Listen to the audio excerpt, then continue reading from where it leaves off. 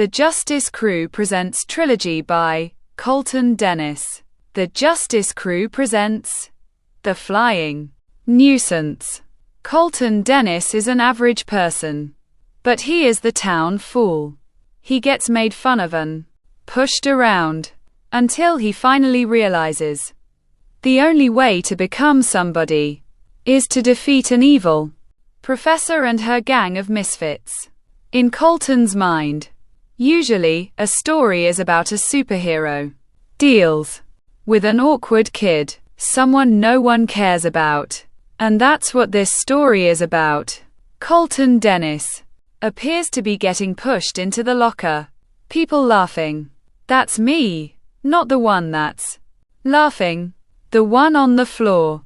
I'm Colton Dennis. I keep to myself. Don't bother anyone. Stay out of everyone's business. And yet, I'm still picked on. If you're wondering about friends, I don't have any. My last friend's parents got a better job, so he moved. And also, no one helps me. That's why I say, I'm alone, said Colton, standing at the locker, then looking at Kelsey. Kelsey opens her locker, closes it, looks, smiles, and then walks away. Colton smiles, then gets pushed. Watch where you are going, said Megan McHugh, appearing. Sorry, said Colton. So, Colton, I see you were staring at Kelsey. Well, I know one thing. She will never like you. A piece of ass like that. With a total loser like you. That ain't happening. Hear me? Asked Michael Merther, appearing. Yes, Michael, said Colton. Both Megan and Michael walk away. Colton walks in a different direction. Look at that pathetic piece of shit. Hey Nuisance. Colton stops. Kyle Rowland, Ryan James, and Shane Hernandez appear. Do you have any cash on you today? Asked Shane. No, said Colton. I think you're lying, said Kyle. Yeah, empty your pockets, said Ryan J. I do, said Colton, being interrupted. Quiet. Empty your pockets, said Shane. No, said Colton, starting to walk, then getting shoved.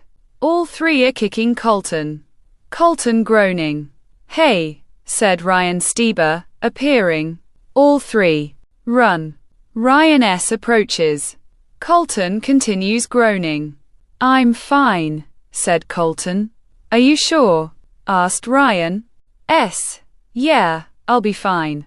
Colton's nose is bleeding. I'll just head home, said Colton.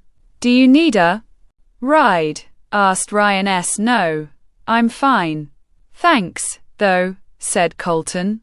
No problem. Maybe you'll return the favor sometime, said Ryan S. Yeah, if I had enough courage, said Colton.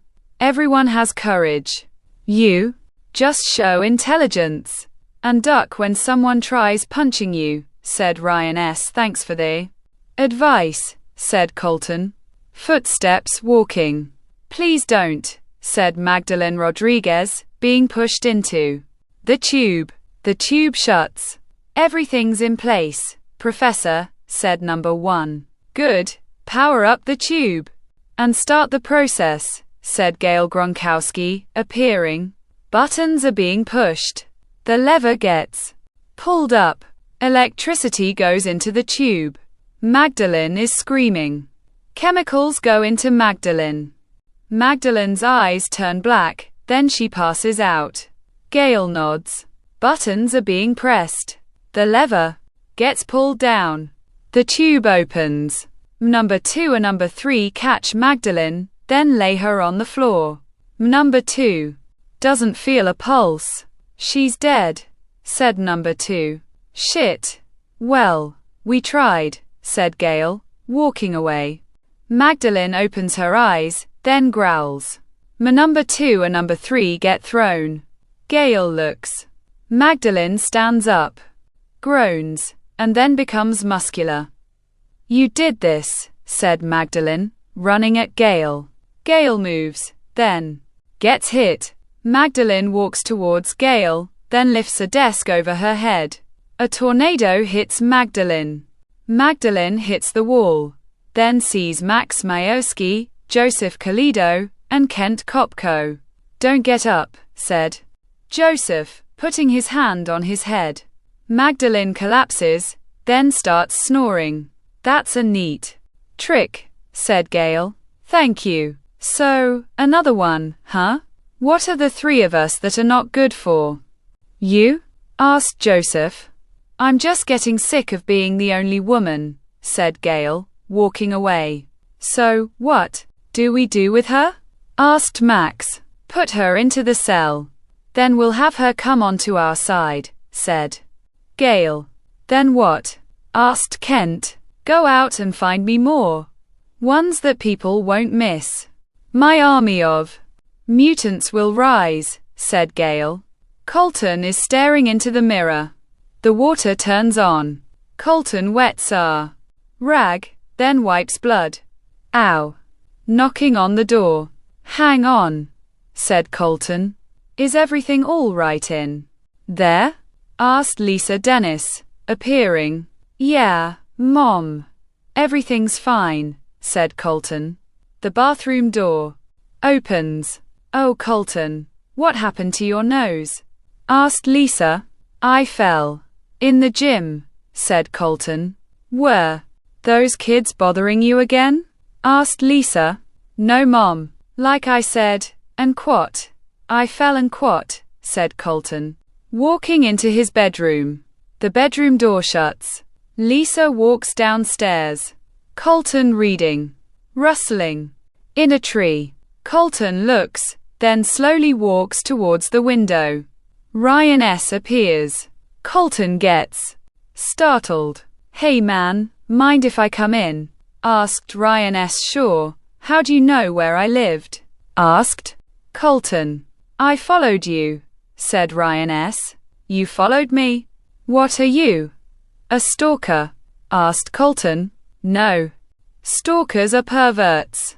I just wanted to see how you were, about this afternoon," said Ryan S. "I said, and quat. I was fine and quat," said Colton. I was just like you. Then I realized something. You won't get anything in life if you don't stand up for yourself," said Ryan S. "I'll note that. Why are you here?" asked Colton. "Well, first, I'm Ryan Stieber," said Ryan S. "Colton." "Dennis," said Colton. "I know. Now, I'm here to help you," said Ryan S. "I don't need help," said Colton. "I knew you'd say that. I want to be your friend. If you allow me," said Ryan S. "I don't do well with friends," said Colton. "No worries. It's almost like riding a bike," said Ryan S. "I never learned how to," said Colton. "Well, that's why I'm here," said Ryan S. "Colton," said Lisa. "It's my mom," said Colton. "Meet me at the old factory tomorrow," said Ryan S., climbing out of the window. The sun rises. Colton walking. A car pulls up, then stops. Colton stops. The window rolls down. Max appears. "Sorry, pal," said Max. "It's all right," said Colton. "Oh, do you know where Abraham Street is?" asked Max. "Yeah, go down a few blocks, then it's on your right," said Colton. "Thank you. I'm starting work at Gronkowski Inc. today," said Max. "The laboratory," said Colton. "Yeah, it?" asked Max. "I'm a big science person. I always wanted to be a scientist," said Colton. "Well, hop in. I think they won't mind," said Max. Colton looks around, then gets into the car. The car drives away. Binoculars are being lowered. "Max got that kid," said Joseph. "Good. Let's get to the lab," said Kent. Joseph puts his fingers on his head. Both Joseph and Kent disappear. The car drives, then pulls into the parking lot. The car doors open, then shut. A laboratory appears. Both Colton and Max are walking. "This is a neat place," said Colton. "Max, who's this guy?" asked Kent. "Oh, I'm Colton. Dennis. Sorry. I just wanted to check out the laboratory," said Colton. "All right, sorry about that. People try to steal from here," said Kent. "Follow me," said Max. Both Colton and Max are walking. People are walking around the laboratory. "You have an awful lot of people," said Colton. "It's a laboratory. What did you expect?" asked Max. "I don't know. People who are typing on keyboards." The office door opens. The chair turns. Gail appears. "Oh, Mr. Majewski. It's good to see you." "Who's this?" asked Gail. "Oh, he wanted to check out the lab. He gave me directions here," said Max. "That's kind of him. Hello, I'm Gail Gronkowski, the owner of Gronkowski Inc., said Gail. "I'm Colton. Dennis. This is a nice place you got," said Colton. "Here, let me give you a tour," said Gail. "I'd love one," said Colton. Colton's cell phone is ringing. Colton pulls out his cell phone. The cell phone hangs up. "Is everything all right?" asked Gail. "Oh, I need to go. I promised a friend I'd meet him," said Colton. "Well, I have an idea. Come back tomorrow. We're closed, but we could give you that tour," said Gail. "Really?" said Colton. "Hey, I am the owner," said Gail. "All right, I'll see you tomorrow, Miss Gronkowski," said Colton. "Call me Gail." Colton walks away. "Close, but tomorrow we'll get him," said Gail. Footsteps walking. The door opens. Ryan S. swings a pole. Colton watching. Ryan S. stops, then bows. "Hello, Colton," said Ryan S. looking. "How do you know it was me?" asked Colton. "I could hear your footsteps a mile away," said Ryan S. "Wow, I didn't even know I walked that hard. Sorry, I'm late. I got caught up," said Colton. "It's cool," said Ryan S., setting the pole on the rack. "Have you heard of Gronkowski Inc.? asked Colton. "Yes, why do you ask?" asked Ryan S. "Well, I got invited there," said Colton. "Please tell me you didn't go," asked Ryan S. "Well, I was just there. That's why I was late. I think scientists are cool. I want to be one. But I guess it won't happen. I met the woman in charge, Gail Gronkowski," said Colton. "You met Gail," said Ryan S. "Yeah? You know her?" asked Colton. "Sort of, ran into her a few times," said Ryan S. "She's nice and beautiful," said Colton. "Colton, promise me something," said Ryan S. "Sure. Anything," said Colton. "Don't ever go to Gronkowski Inc. again," said Ryan S. "Why?" asked Colton. "That place is dangerous," said Ryan S. "All right, Ryan," said Colton. The laboratory appears. Colton is walking towards the laboratory, knocking on the door. The door opens. "Oh, Colton. Please come in," said Gail. "Thank you," said Colton, walking into the building. "So, are you ready for the tour?" asked Gail. "Yeah, I couldn't sleep last night, just thinking about this," said Colton. "Well, that sounds like enthusiasm," said Gail. Both Colton and Gail are walking. "So, what kind of experiments do you do?" asked Colton. "Anyone who can help us. We're trying a new test to keep people alive longer," said Gail. "Well, don't you think that screws up with Death's plan?" asked Colton. "No, I think Death does," it out of spit. But that's how I see it, said Gale. Hey, what's behind that door? Asked Colton. Dangerous chemicals if you went in there. You'll die without safety gear on, said Gale. Thanks for the warning, said Colton. Both Colton and Gale continue walking. A door opens. Laboratory appears. This is where we do our experiments. For the youth tests, said Gale. How does it work? Asked Colton. Well, we put people into this tube, then start the process, said Gale. That's neat, said Colton. We're about to do a test. Want to watch? Asked Gale. Sure. Where's your guinea pig? Asked Colton. Oh, I guess he's not here. I can't rely on help these days, said Gale. I guess there won't be a test, said Colton. Only if you want to do it. Asked Gale. What? Asked Colton. Well, not actually do it. Just pretend, said Gale. I think that would be fun. I won't get hurt, will I? Asked Colton. Colton, I'm your friend. Nothing will go wrong, said Gale. Colton goes into a tube. You? No, this is comfortable, said Colton. Gale locks the tube, then nods. The machine turns on. Just relax, Colton. Everything's fine. Remember, this is just a pretend test. Joe, put him to sleep when he starts screaming, said Gale. No problem, said Joseph.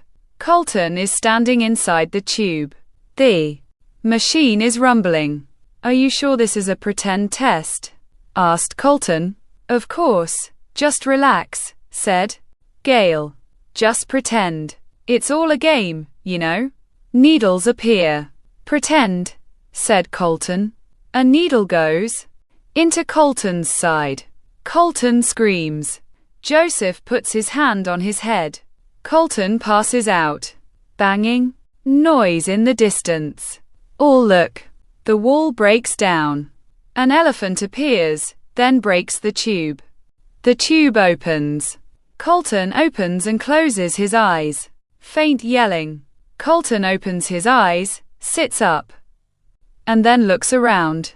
You're all right, said Ryan S., appearing in the doorway. Colton groans. I had the weirdest nightmare, said Colton. Really? What happened? Asked Ryan S. I was at Gronkowski Inc. And Gale put me in a tube, she said. And quat. It was only a pretend test. And quat. But it felt real, said Colton.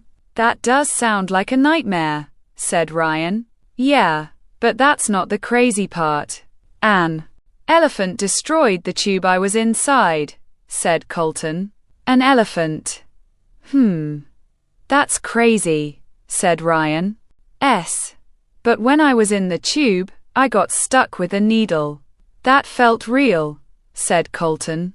Well, there's only one way to know, said Ryan S. How? Asked Colton. Your shirt would know. It was your right side, said Ryan S. Colton lifts his shirt, then sees the wound. No, this can't be, said Colton. Oh, it's happening, Colton. Gronkowski Inc. is a place where they take regular people and then transform them into mutants, said Ryan S. Mutants, said Colton. People with powers. Fire. Intelligence, storms, and transformations, said Ryan S. Transformations, said Colton. Shapeshifters, said Ryan S. Turning into other people, asked Colton. Some could, others could. Transform into animals, said Ryan S. Are you pulling my leg? Asked Colton. Does it look like I'm pulling your leg? Asked Ryan S., transforming into an elephant. Colton steps backwards. The elephant transforms back into Ryan S. This can't be real. I'm still dreaming. None of this is real. I'm in my bedroom sleeping, said Colton, opening his eyes. A triceratops appears, then snorts. The Triceratops transforms into Ryan S. That was fun, said Ryan S. This ain't real, said Colton. Oh, this is, and you are one of us now. We just need to figure out your power, said Ryan S. My power, said Colton. Yes, that needle that stuck into you had a chemical inside it, said Ryan S.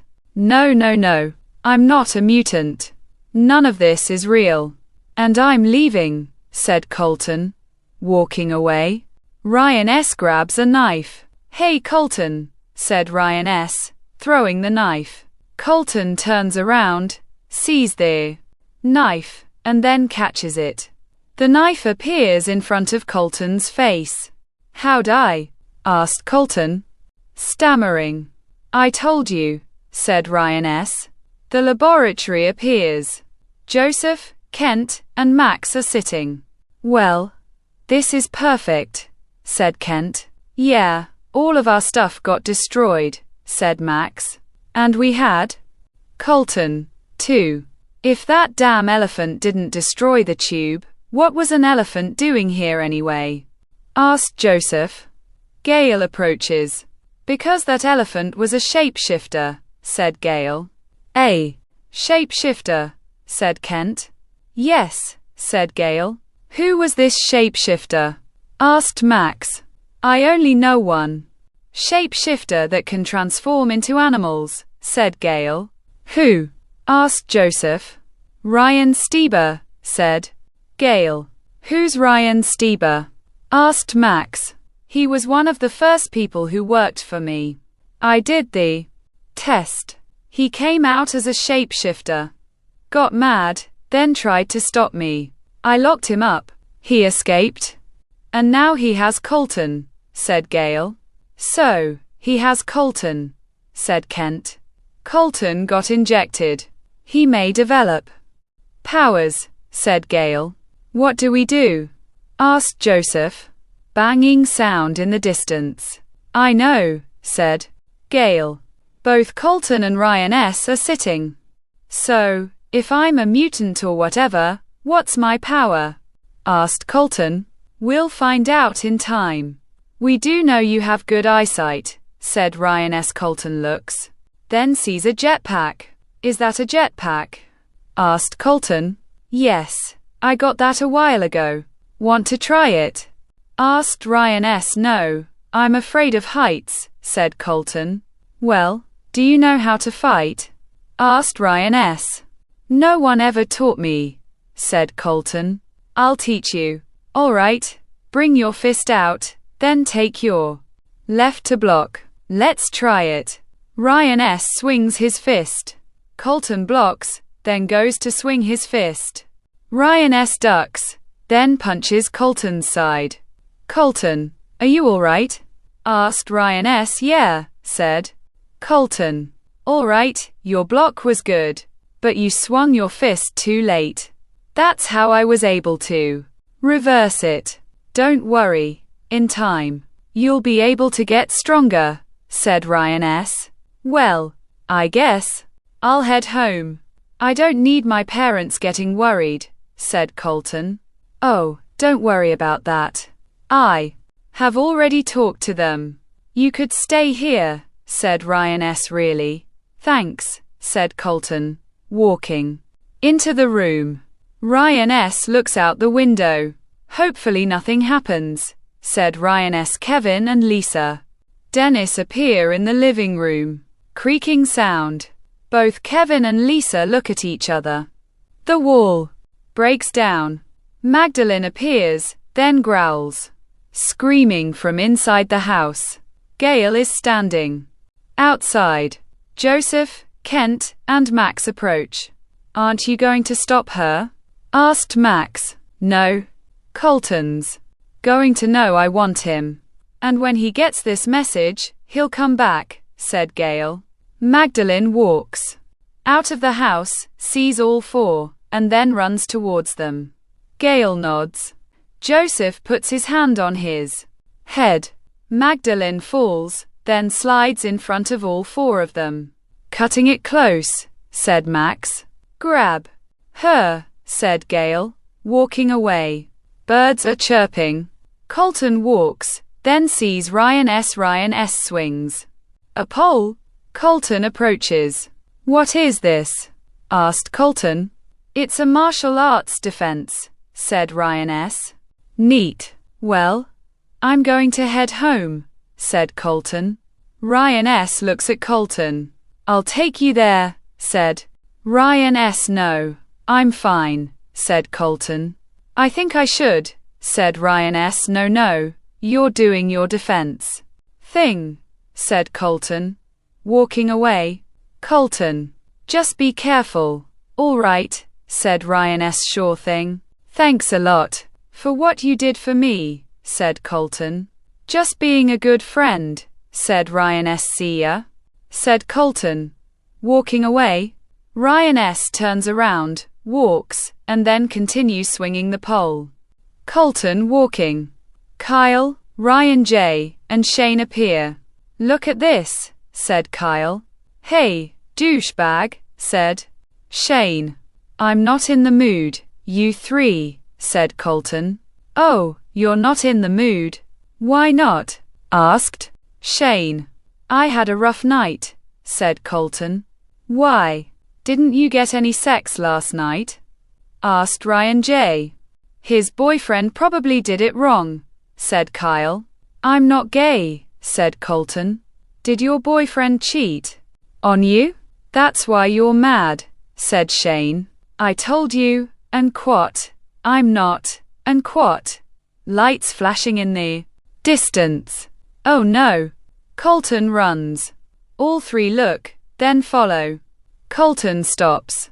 Ambulances and police cars appear in front of the house. No, said Colton, running towards the house. Whoa, you can't go in there, said officer number 1. This is my house, said Colton, running inside, then seeing both Kevin's and Lisa's bodies on stretchers. Officers are holding Colton's back. Colton crying. Ambulances are driving away. I'm sorry for your loss, said officer number 2. Officers are walking away. Police cars are driving away. Footsteps approaching. Colton, is everything all right? Asked Shane. Colton walks into the house. The front door shuts. Come on, said Kyle. All three are walking away. Knocking on the door. The door opens. Hello, Colton, said Ryan S. Can I stay here? Asked Colton. Of course. What? Did you have a fight with your parents? Asked Ryan S. They're dead, said Colton. Ryan S. stops. What? Said Ryan S. My parents are dead. Someone or something killed them, said Colton. I'm so sorry, Colton. I really am, said Ryan S. I know, said Colton. Do you want me to do something? Asked Ryan S. Yeah, teach me that martial arts defense. Then, after I'm done, I'm going to kill the murderers, said Colton. Do you think there's more than one?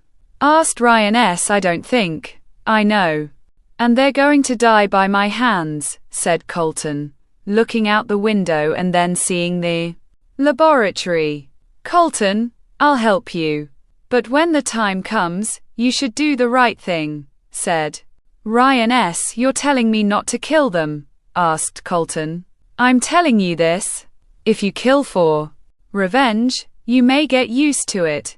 But if you don't kill, you keep yourself and do not become the monster you wanted. I'm telling you this because I've been there, said Ryan S. You're going to help me? Asked Colton. I said, and quat. I would, and quat. Oh, and make a costume. You don't need anyone knowing your identity, said Ryan S. Colton smiles. Both Colton and Ryan S. swing poles. Fabric is being cut. Colton swings the pole. Ryan S. fixes Colton's arm. The sewing machine is running. Both Colton and Ryan S. swing poles, then block Colton is looking at a jetpack. I may not like heights, but could I try that? Asked Colton. Sure, said Ryan S. Colton puts on the jetpack. Why are we doing this inside? Asked Colton. This is a test run. I don't need you to die. Oh, by the way, it may have a few kinks, said Ryan S., turning the jetpack on. Colton flies around the room. Ryan, said Colton. Turn it. Turn, turn, turn. Colton crashes into barrels. Oh, I told you to turn, said Ryan S. Maybe I'll wait on this, said Colton, falling. Good thinking, said Ryan S. Colton steps out wearing a costume. Do you think anyone will recognize me? Asked Colton. I don't think so. Now, your name, said Ryan S. My name is Colton, said Colton. No, we can't have people know it's you, said Ryan S. Well, what's your name?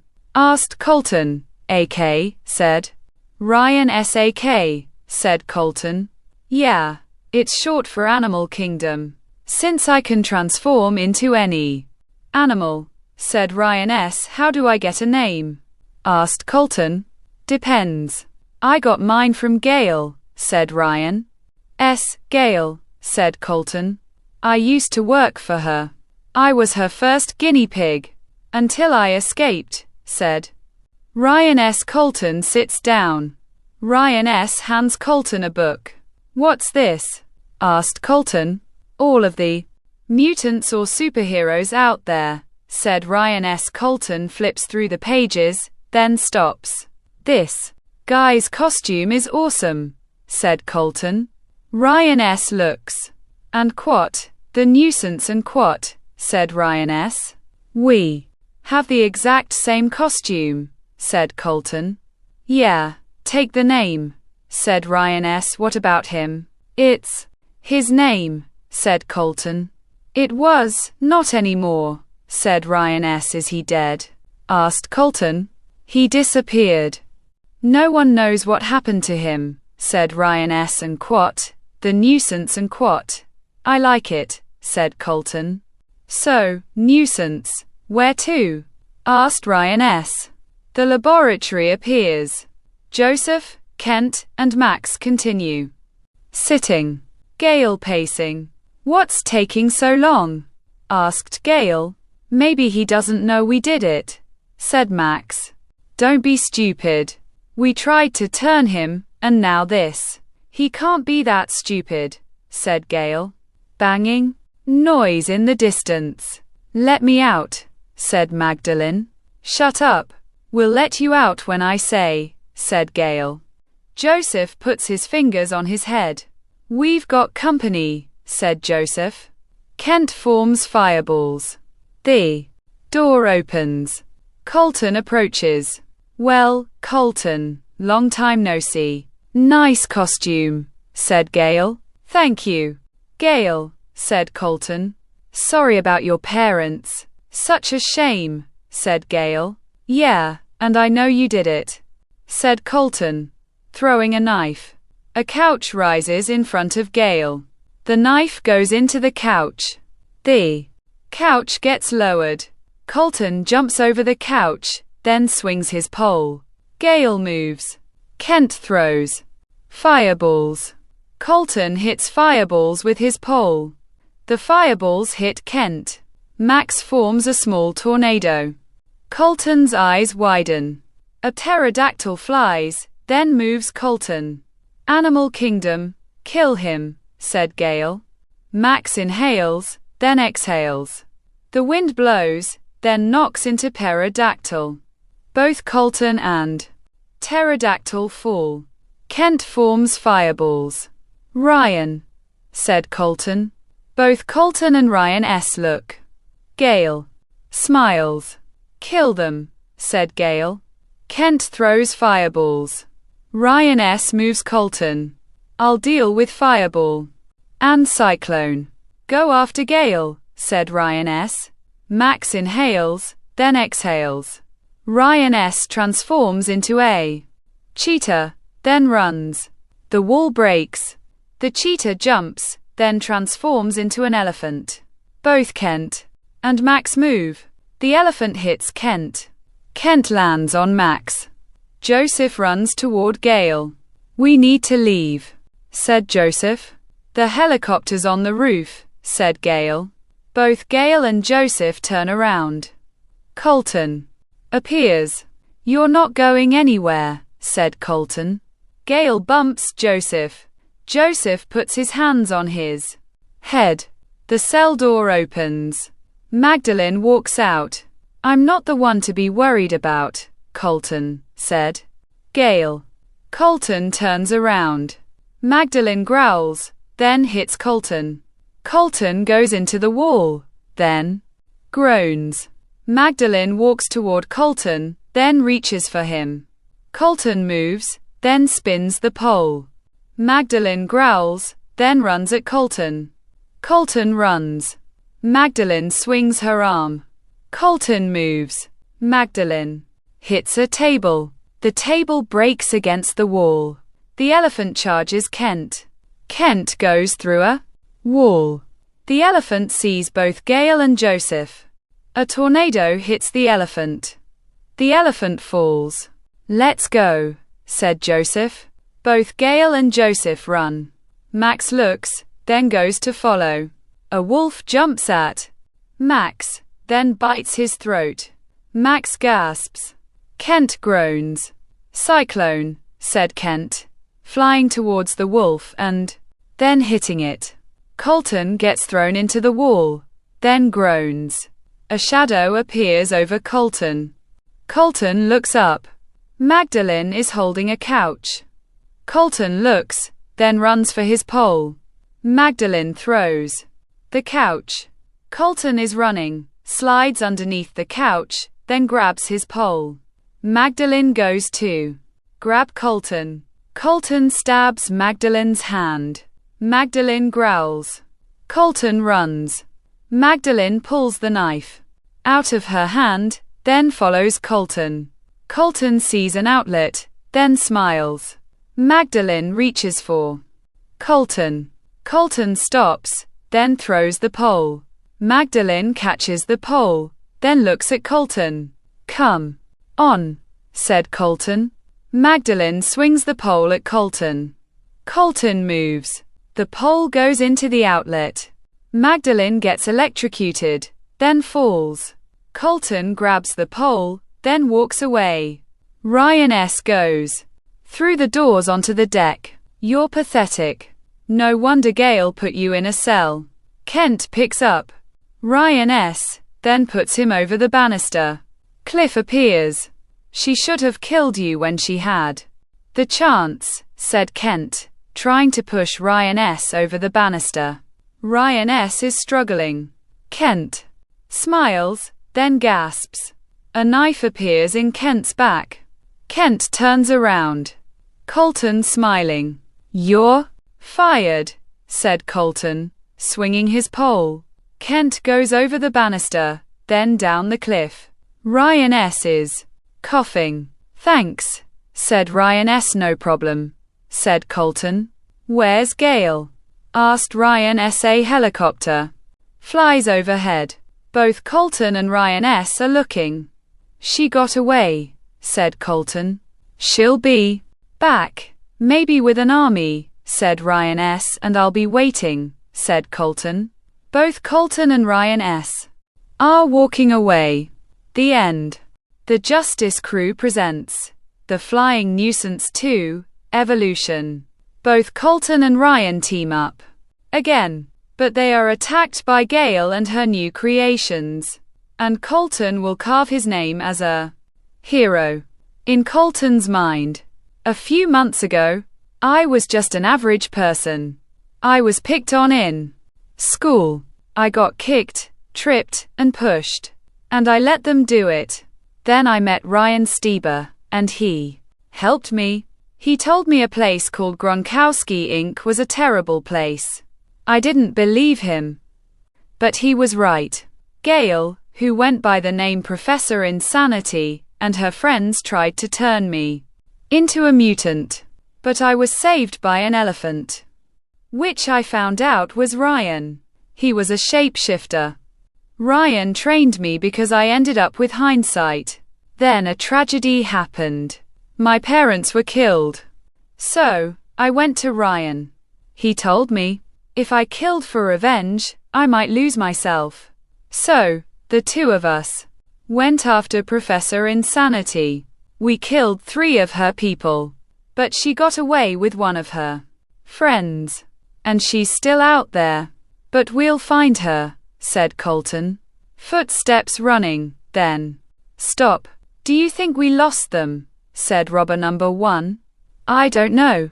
A figure flies overhead. Let's go, said robber number 2. Both robbers number 1 and number 2 are running. A wolf appears, then growls. Shit, said robber number 1. This way, said robber number 2, opening a door. Both robbers number 1 and number 2 are running. The wolf chases both robbers number 1 and number 2. What's a wolf doing in the city? Asked robber number 1. Want to stop and find out? Asked robber number 2. Hissing in the distance. Both robbers number 1 and number 2 stop. An anaconda appears. What now? Asked robber number 1. The fire exit, said robber number 2. The roof door opens. Both robbers number 1 and number 2 stop at the ledge. What's the plan now? Asked robber number 1. The fire escape, said robber number 2. Climbing up. The figure flies towards both robbers number 1 and number 2. What's that? Asked robber number 1. Both robbers number 1 and number 2 look, then get hit with a pole. Colton lands.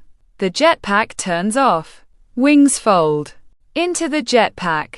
You know, I want to know why people rob, when they're going to end up in jail or die, said Colton. Robber number 2 points a gun. The gun fires. Colton sees the bullet, then swings the pole. The bullet gets hit, then goes into robber number 2's leg. Robber number 2 falls. Ow, my leg, said robber number 2. Colton looks at robber number 1. Robber number 1 drops his gun, then runs towards the door. A black bear appears. Robber number 1 falls, then screams like a woman. Wow, said Colton.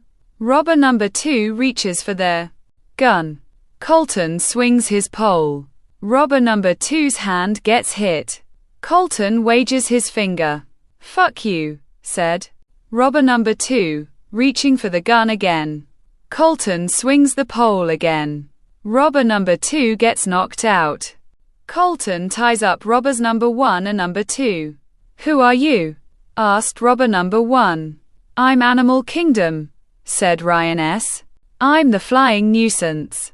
And we'll always be watching, said Colton, pushing a switch. Wings appear from the jetpack. Colton nods. Both Colton and Ryan S. jump off the roof. Both Colton and an eagle fly away. Binoculars are being lowered. Joseph Kalido appears. A rundown factory appears. Gail Gronkowski appears, then places a bottle down. Joseph appears on the other side of the table. I saw them, said Joseph. And? Asked Gail. Apparently, Colton can fly now. He calls himself the Flying Nuisance, said Joseph. Well, just because he flies around doesn't mean anything, said Gail. He almost had us a few months ago. They killed Rampage, Cyclone, and Fireball, said Joseph. Oh, I remember. Those 3 were foolish, said Gail. No, they weren't cowards. They did fight, unlike some, said Joseph. I told you, without me, none of this would be happening. I created you. I gave you this life, said Gail. So, what's our new plan? Asked Joseph, hissing in the distance. Gail walks towards cages. I have a wonderful plan. Soon, My babies will rise, said Gail. You're going too. Send animals. Even though Ryan's all of them, said Joseph. Not animals, hybrids of animals and people, said Gail. Ryan S. is eating. Colton walks into the room, then puts down his clothes. I don't get how it's harder to get this shit off, said Colton. Yeah, said Ryan S. Hey, why don't you have to hide your identity? Asked Colton. Yeah, a mask on a dog, said Ryan S. Why not? Wonder Dog. Did, said Colton. Yeah, like, I want to be Wonder Dog, said Ryan S. Clock dings. Oh, it's 7 o'clock. How about a movie? Asked Colton. I can't. I have plans, said Ryan S. What? Like a hot date? Asked Colton. Yeah, said Ryan S. What does she look like? Asked Colton. A nice, beautiful woman who's intelligent. Brown hair and glasses, said Ryan S. So, you have a date with Velma? Dinkley, said Colton. Both Colton and Ryan S. laugh. Ryan S. washes off the plate. Her name's, I can't remember, said Ryan S. Well, that's not going to be awkward, said Colton. Maybe I'll just call her Velma, said Ryan S., and the awkward moments just keep coming, said Colton. Knock on the door. Ryan S. walks to the front door, then opens it. Marianne Rutkowski appears. Hey Ryan, said Marianne. Hey, said Ryan S. Say Velma, whispered Colton. Ryan S. looks at Colton. This is my roommate, Colton Dennis, said Marianne. Hello Colton, said Marianne. You know each other? Asked Ryan S. Yeah, we grew up next to her old relatives, said Colton. So, should we head off to dinner? Asked Marianne. Yeah, said Ryan S. Didn't you just eat, Ryan? Asked Colton. I have a big appetite, said Ryan S. You know what they say about guys with big appetites, said Colton. Ryan S. looks at Colton. What do they say? Asked Marianne. We should go, said Ryan S. See you, Colton, said Marianne. Colton looks at Ryan S. Nice going. I'll deal with you when I get back, said Ryan S. Yeah, we'll see, said Colton. What's her name? Asked Ryan S. It's Mari. Or is it Anne? Asked Colton.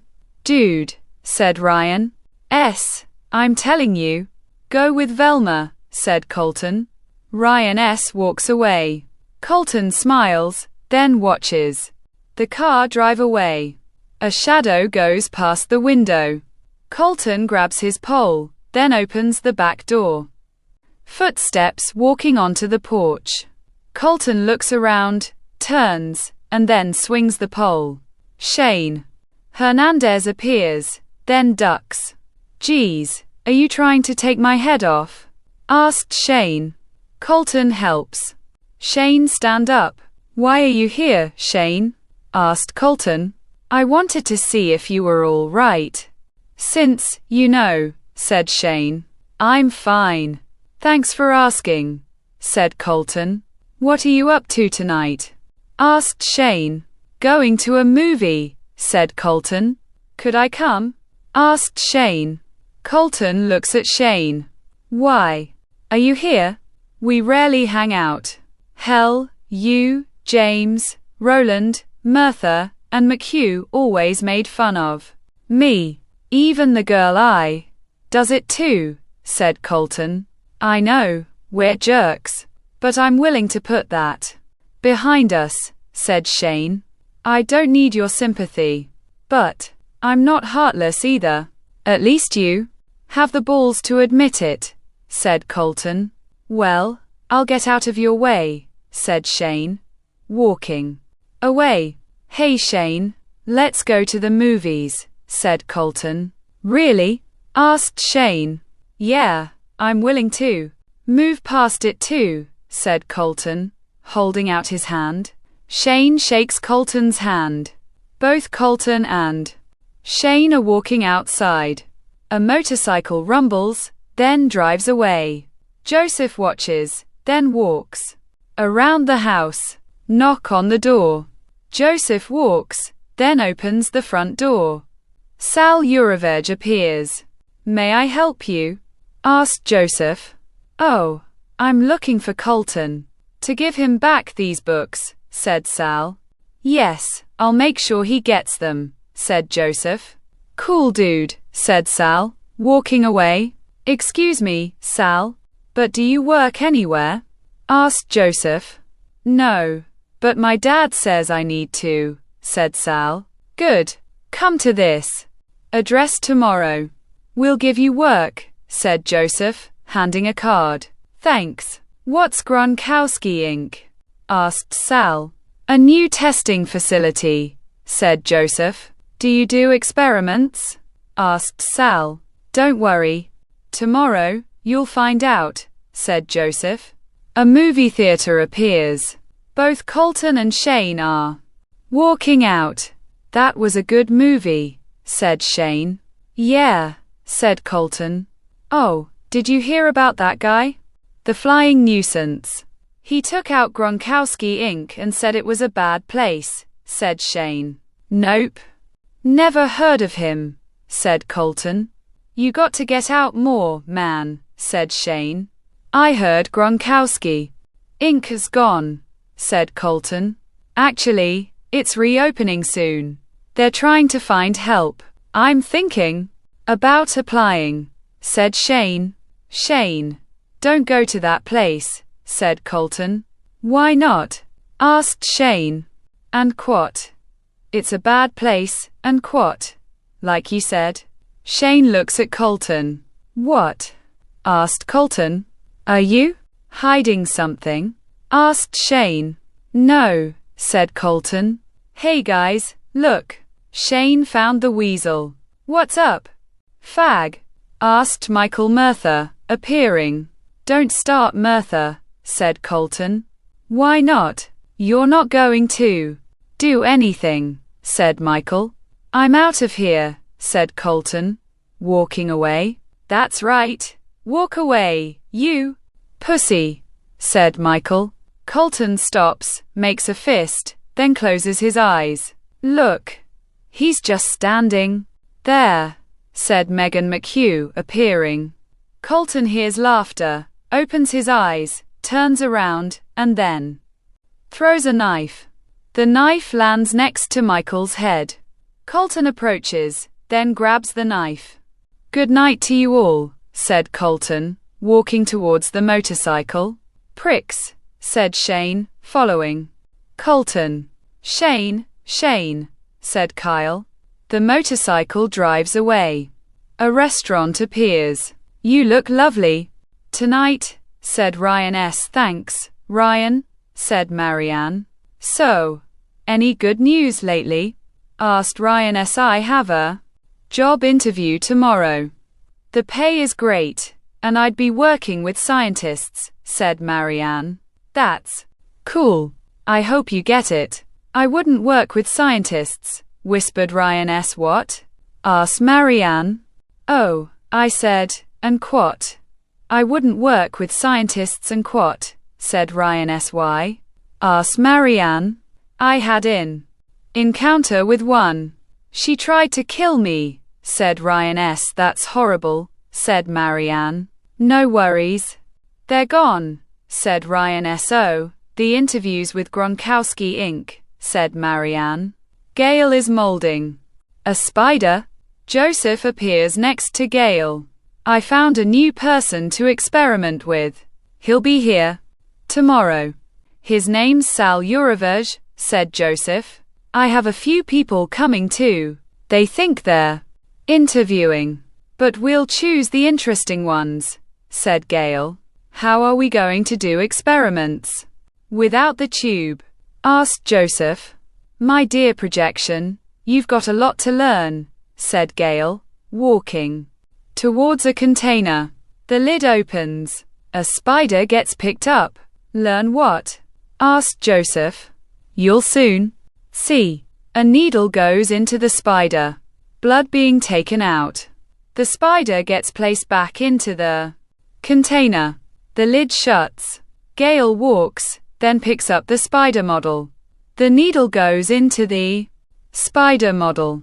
Joseph puts his finger into his head. Don't try to read my mind. You won't be able to. Gale grabs a tube of liquid. The liquid goes into the needle. The needle goes back into the spider model.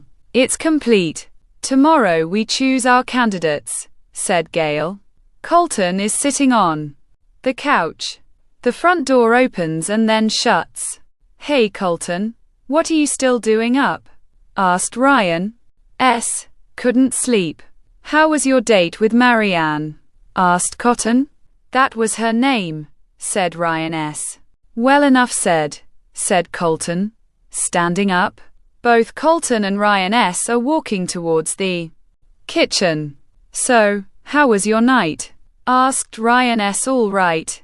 Hung out with Shane, said Colton. Shane Hernandez. And the night went all right? Wow. I wonder if we got caught in the Twilight Zone, said Ryan, grabbing soda and then handing one to Colton. The weird part is that he actually told those jerks off, said Colton. He told you that, said Ryan. No, we ran into them at the movie theater. He told them to fuck off. Ryan looks at Colton. All right, not those words. Oh, by the way, he's a big fan of the flying Nuisance, said Colton. Just watch your back. Because Shane can change his mind, said Ryan. The sun rises. A car pulls up. The driver door opens and then shuts.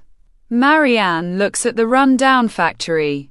This is the place, said Marianne, walking towards the front door. The front door opens.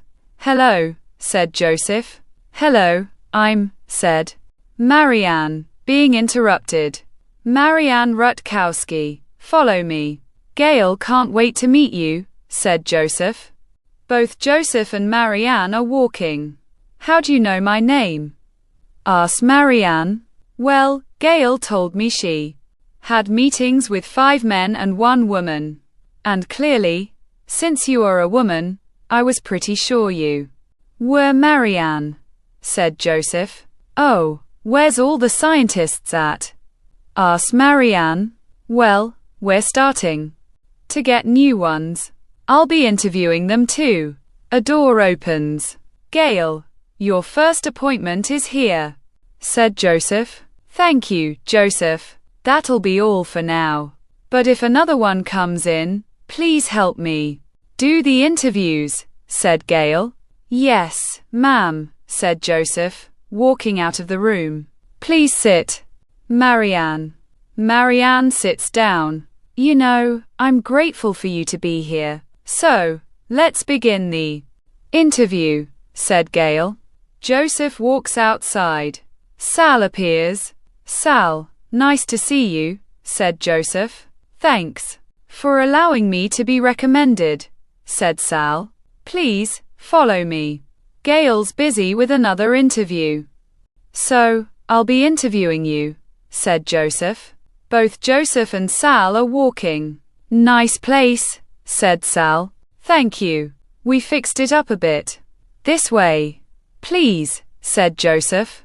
Both Joseph and Sal walk into a room. Sal walks around the room. This is your lab? Asked Sal.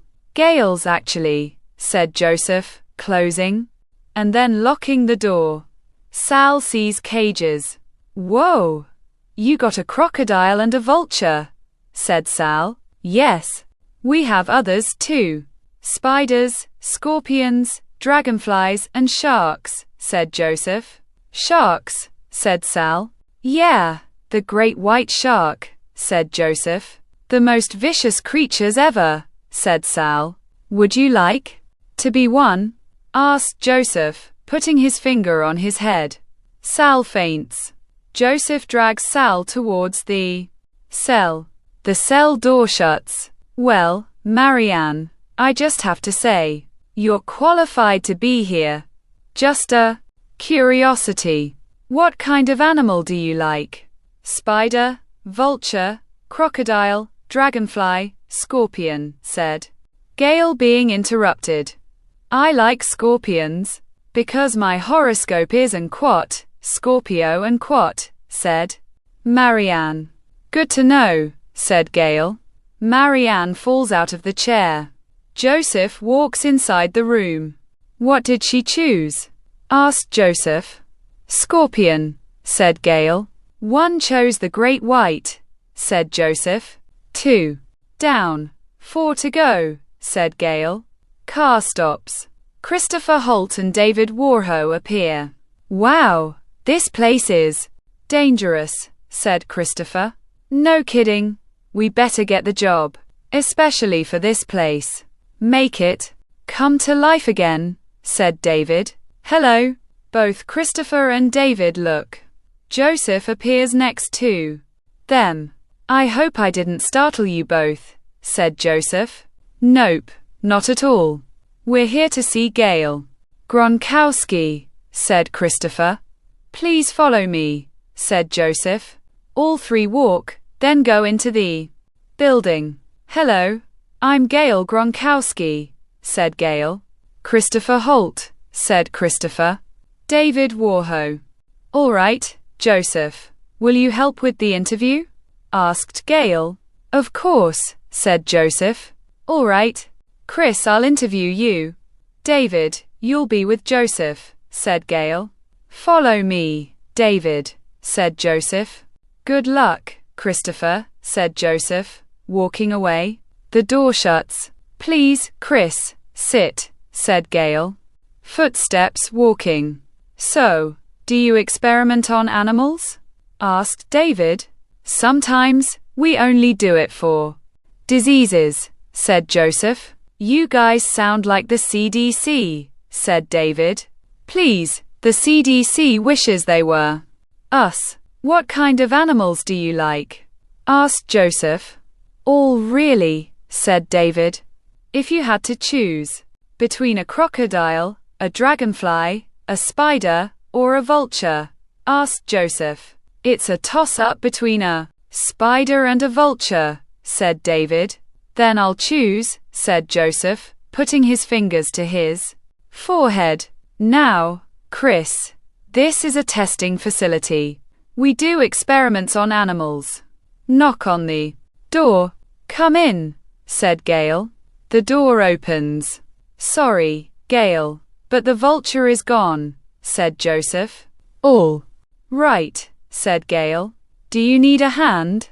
Asked Christopher. No, the vulture will come back. But Chris, if you had to choose between a crocodile, a dragonfly, or a spider, which would you choose? Asked Gale.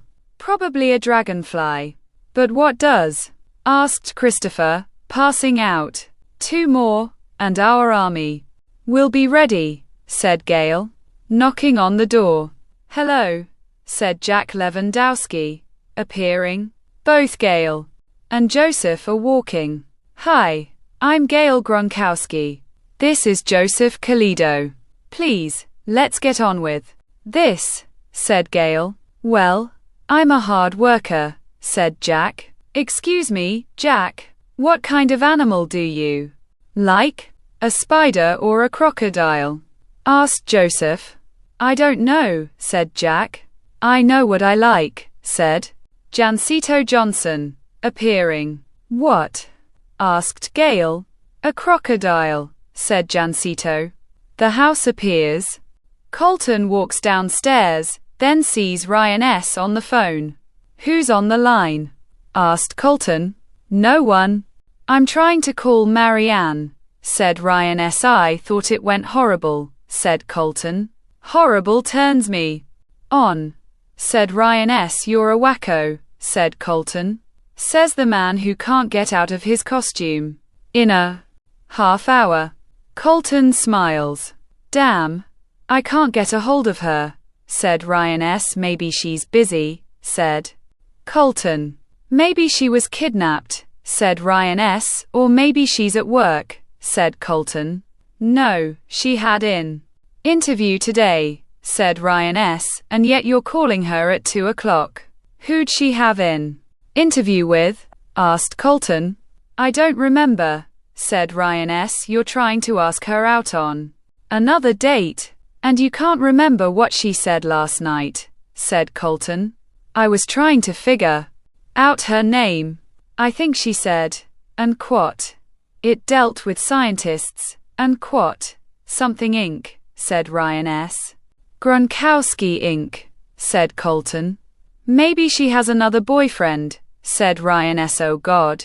Colton runs upstairs. Ryan S. follows. We need to find her, said Colton. Who? Marianne? Asked Ryan S. Yes. Because if she goes to that interview, something bad might happen, said Colton, grabbing his mask. Knock on the door. Both Colton and Ryan S. look at each other. The front door opens. Shane walks inside. Hey Colton, what's up? Said Shane. It's not a good time, Shane, said Colton. Oh, is something wrong? Asked Shane. Yes. Hey, didn't you have an interview with Gronkowski Inc.? Asked Colton. Yeah, but they called me and told me not to come. Because they needed 5 men and 1 woman to fill the spots, said Shane. Wait, they already chose the 5. Marianne could be all right, said Ryan S. Or she could be the woman they chose, said Colton. What the hell are you two talking about? Asked Shane. All 6 appear to be chained. Joseph places necklaces around their necks. Why are you doing this? Asked Marianne. Silence. The necklaces you wear are the creatures you'll become. Hybrid soldiers. You work for me now. And this might hurt for a second, said Gale, pushing models into their chests. The models' eyes glow.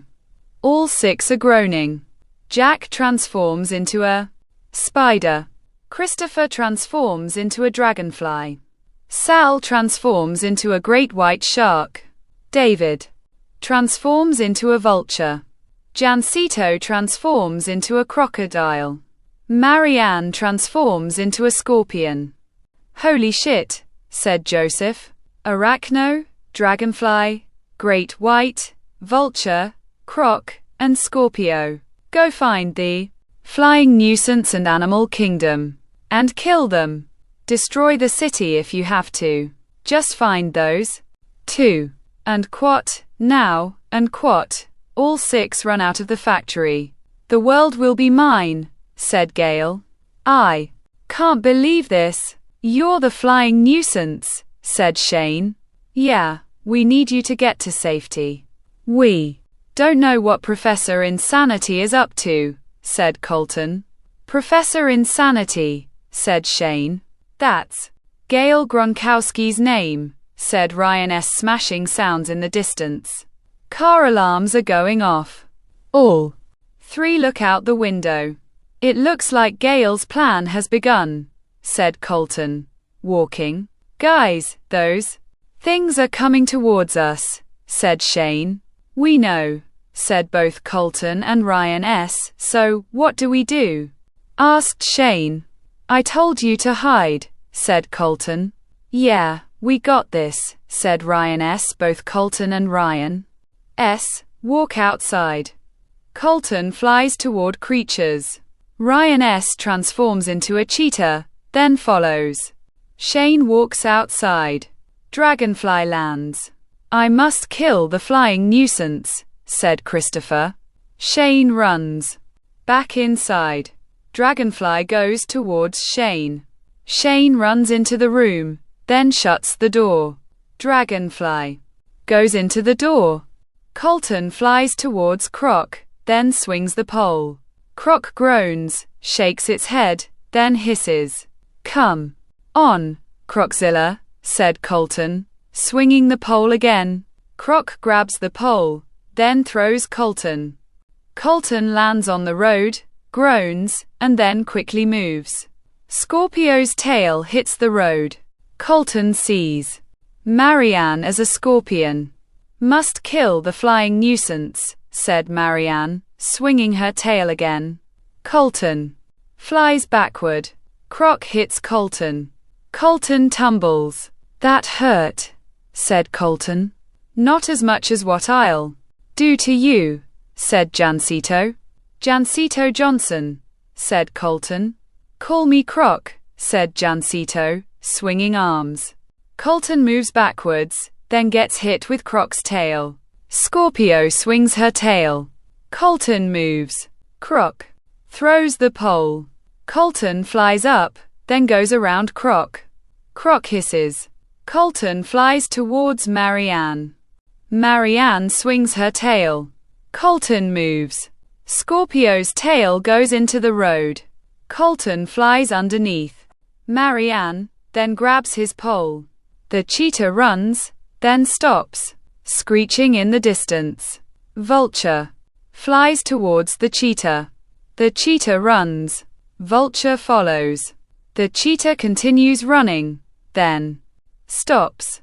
House's end. Vulture flies towards the cheetah. The cheetah jumps off the roof. Vulture stops. A pterodactyl shrieks. Vulture flies away. The pterodactyl follows Vulture. Both pterodactyl and Vulture flying towards the road.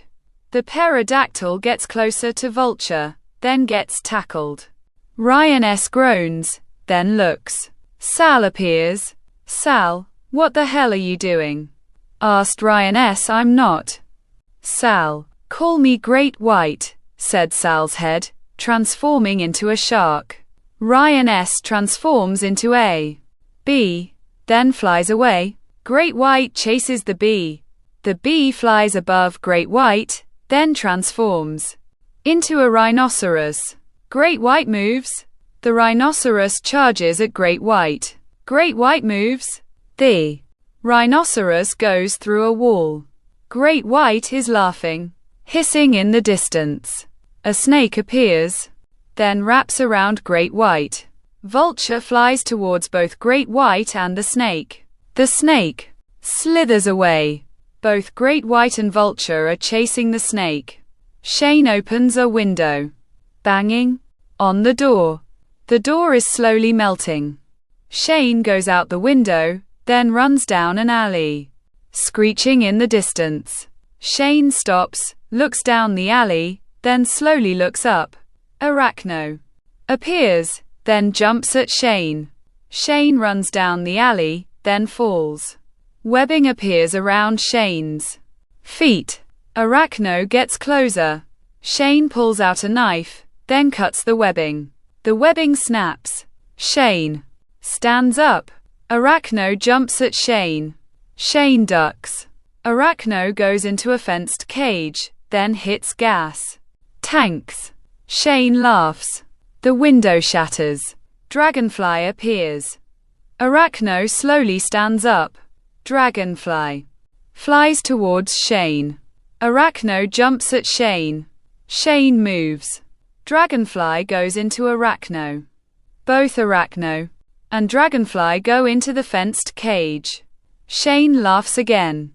Both Arachno and Dragonfly screeching. Shane sees the cage door. Both Arachno and Dragonfly stand up. Shane shuts the cage door. Both Arachno and Dragonfly are banging on the cage door. Gas is seeping. Shane pulls out a lighter. Please, said Christopher. Sorry, said Shane, dropping the lighter. The fire goes toward the fenced cage. The fenced cage explodes. The snake is slithering. Vulture flies towards the snake, then bites it. The snake transforms into a porcupine. Vulture lets go of the porcupine. The porcupine lands in the water and then transforms into a catfish. Great White jumps into the water, then transforms into a full-size great white shark. The catfish swims away. Great White follows the catfish, then swims back. A megalodon appears. Colton lands on the ground and then groans. Come on. I thought you were better than this, said Jacinto. I am, said Colton. Croc swings his tail. Colton moves. Scorpio swings her tail. Colton moves again, then pulls out a device. Both Croc and Scorpio swing their tails again. Colton moves. Their tails hit the device, then get frozen. Croc hisses. Scorpio screeches. You better pray we don't get out, said Jacinto. I'll be waiting, said Colton, seeing the models, pulling out a knife and jamming it into the model. Scorpio screeches. Then transforms back into Marianne. The scorpion model is crawling. Colton sees the scorpion model and smashes it with his pole. Croc hisses. What are you doing? Asked Jacinto. Stay still, said Colton, jamming the knife into the crocodile model. Croc hisses, then transforms into Jacinto. The crocodile model snaps at Colton. Colton throws the crocodile model down, then stomps on it. Footsteps approaching. Colton, said Shane. What are you doing here? Asked Colton. I killed 2 of those monsters, said Shane. What? They were real people, said Colton. Buzzing sound in the distance. Both Arachno and Dragonfly appear. Colton throws knives. Knives go into both the Dragonfly and the Spider models. Both Arachno and Dragonfly screeching. Colton throws a device. Both Arachno and Dragonfly transform into ice. Colton pulls out both the Dragonfly and the Spider models. Both Arachno and Dragonfly transform into Christopher and Jack. Both Christopher and Jack are groaning. What happened? Asked Christopher. Where's Ryan? Asked Shane. Right here. I got these 2, said Ryan. Colton pulls out the great white shark and the vulture models, then breaks them. Both Great White and Vulture transform into both David and Sal. It's over, said Shane. It's never over, said Gale. Sleep, said Joseph. All 7 fall. You're going to die, said Colton. Projection, said Gale. A portal appears underneath Colton. Colton goes through the portal. Colton, said Ryan S. See you, Animal Kingdom, said Gale. Both Gale and Joseph disappear. Colton appears in the factory. Then goes still. What do you want from me? Asked Colton. To finish what I started, said Gale. Looking. A tub of melted steel appears. You're fucking crazy, said Colton. Don't worry, you already have the chemicals inside your body, said Gale. All 3 go onto a catwalk. Colton is floating over the tub of steel. I swear, if I survive, I will kill you, said Colton. We'll see, said Gale, laughing. A lion jumps at Joseph. Joseph lets go of Colton. Colton grabs the catwalk. Joseph is crawling. The lion roars, then jumps at Joseph again. Colton is losing his grip. Gale steps onto Colton's fingers. You stupid bitch, said Colton. Goodbye, Colton, said Gale. The lion roars. Gale looks. Joseph sees the support beam, then raises his hand. The support beam breaks, then falls onto the catwalk. The catwalk breaks. Joseph's hand falls. The lion transforms into a bird.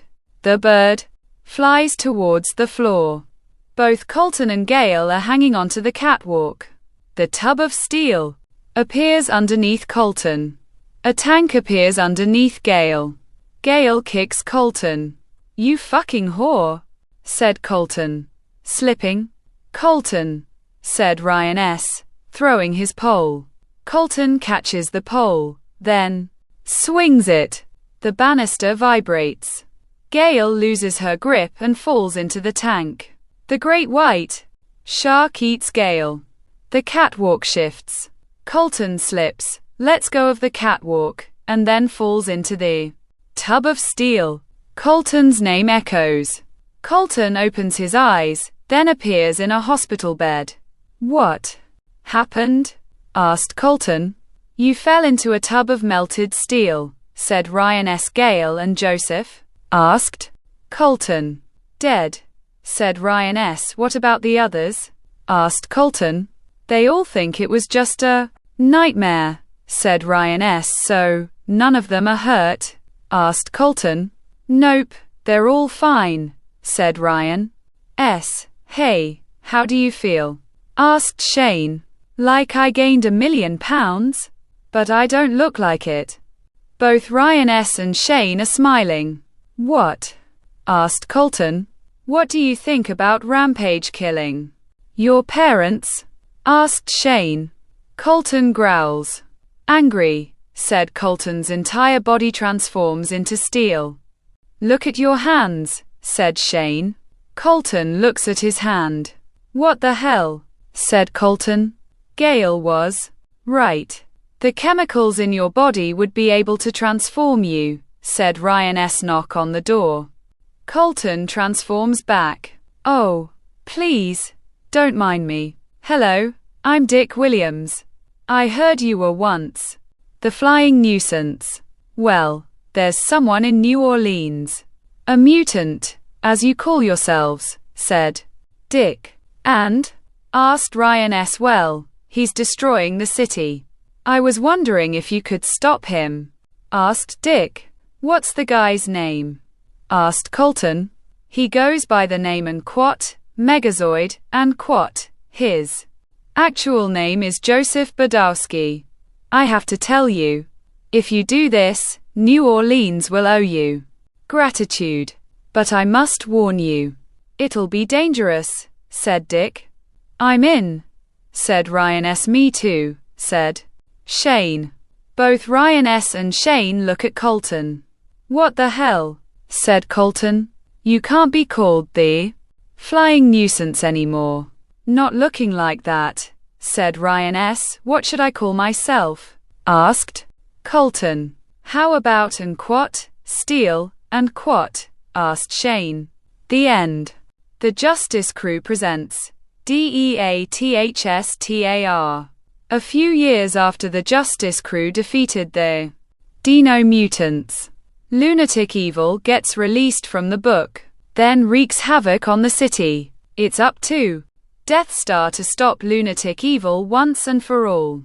Darkness appears everywhere. Benjamin Mitkowski appears to be floating.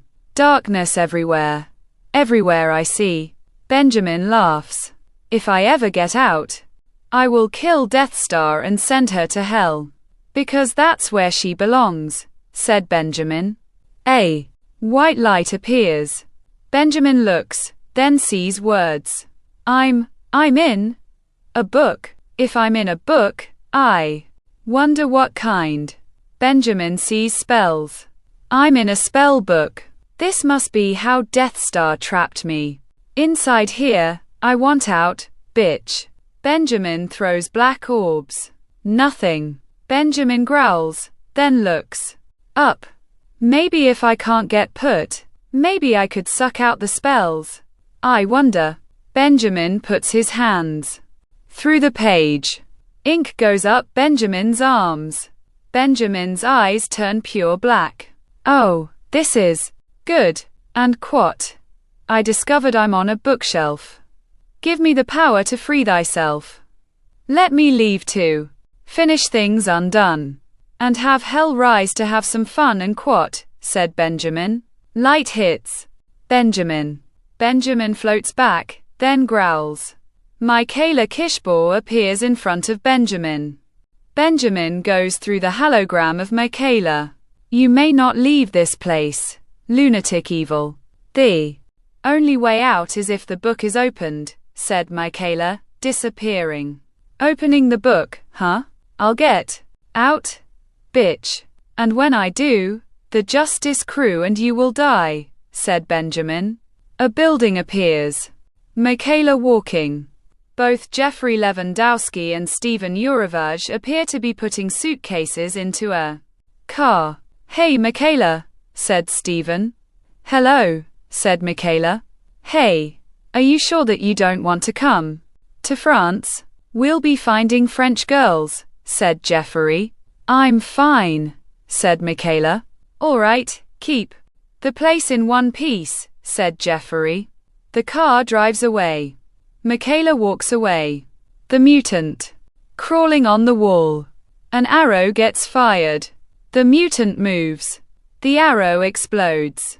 Melissa DeMarco appears, chasing the mutant, then fires an arrow. The mutant moves, then spits acid. Melissa moves, tumbles, then looks. The mutant jumps over Melissa. Melissa tries reaching for her bow.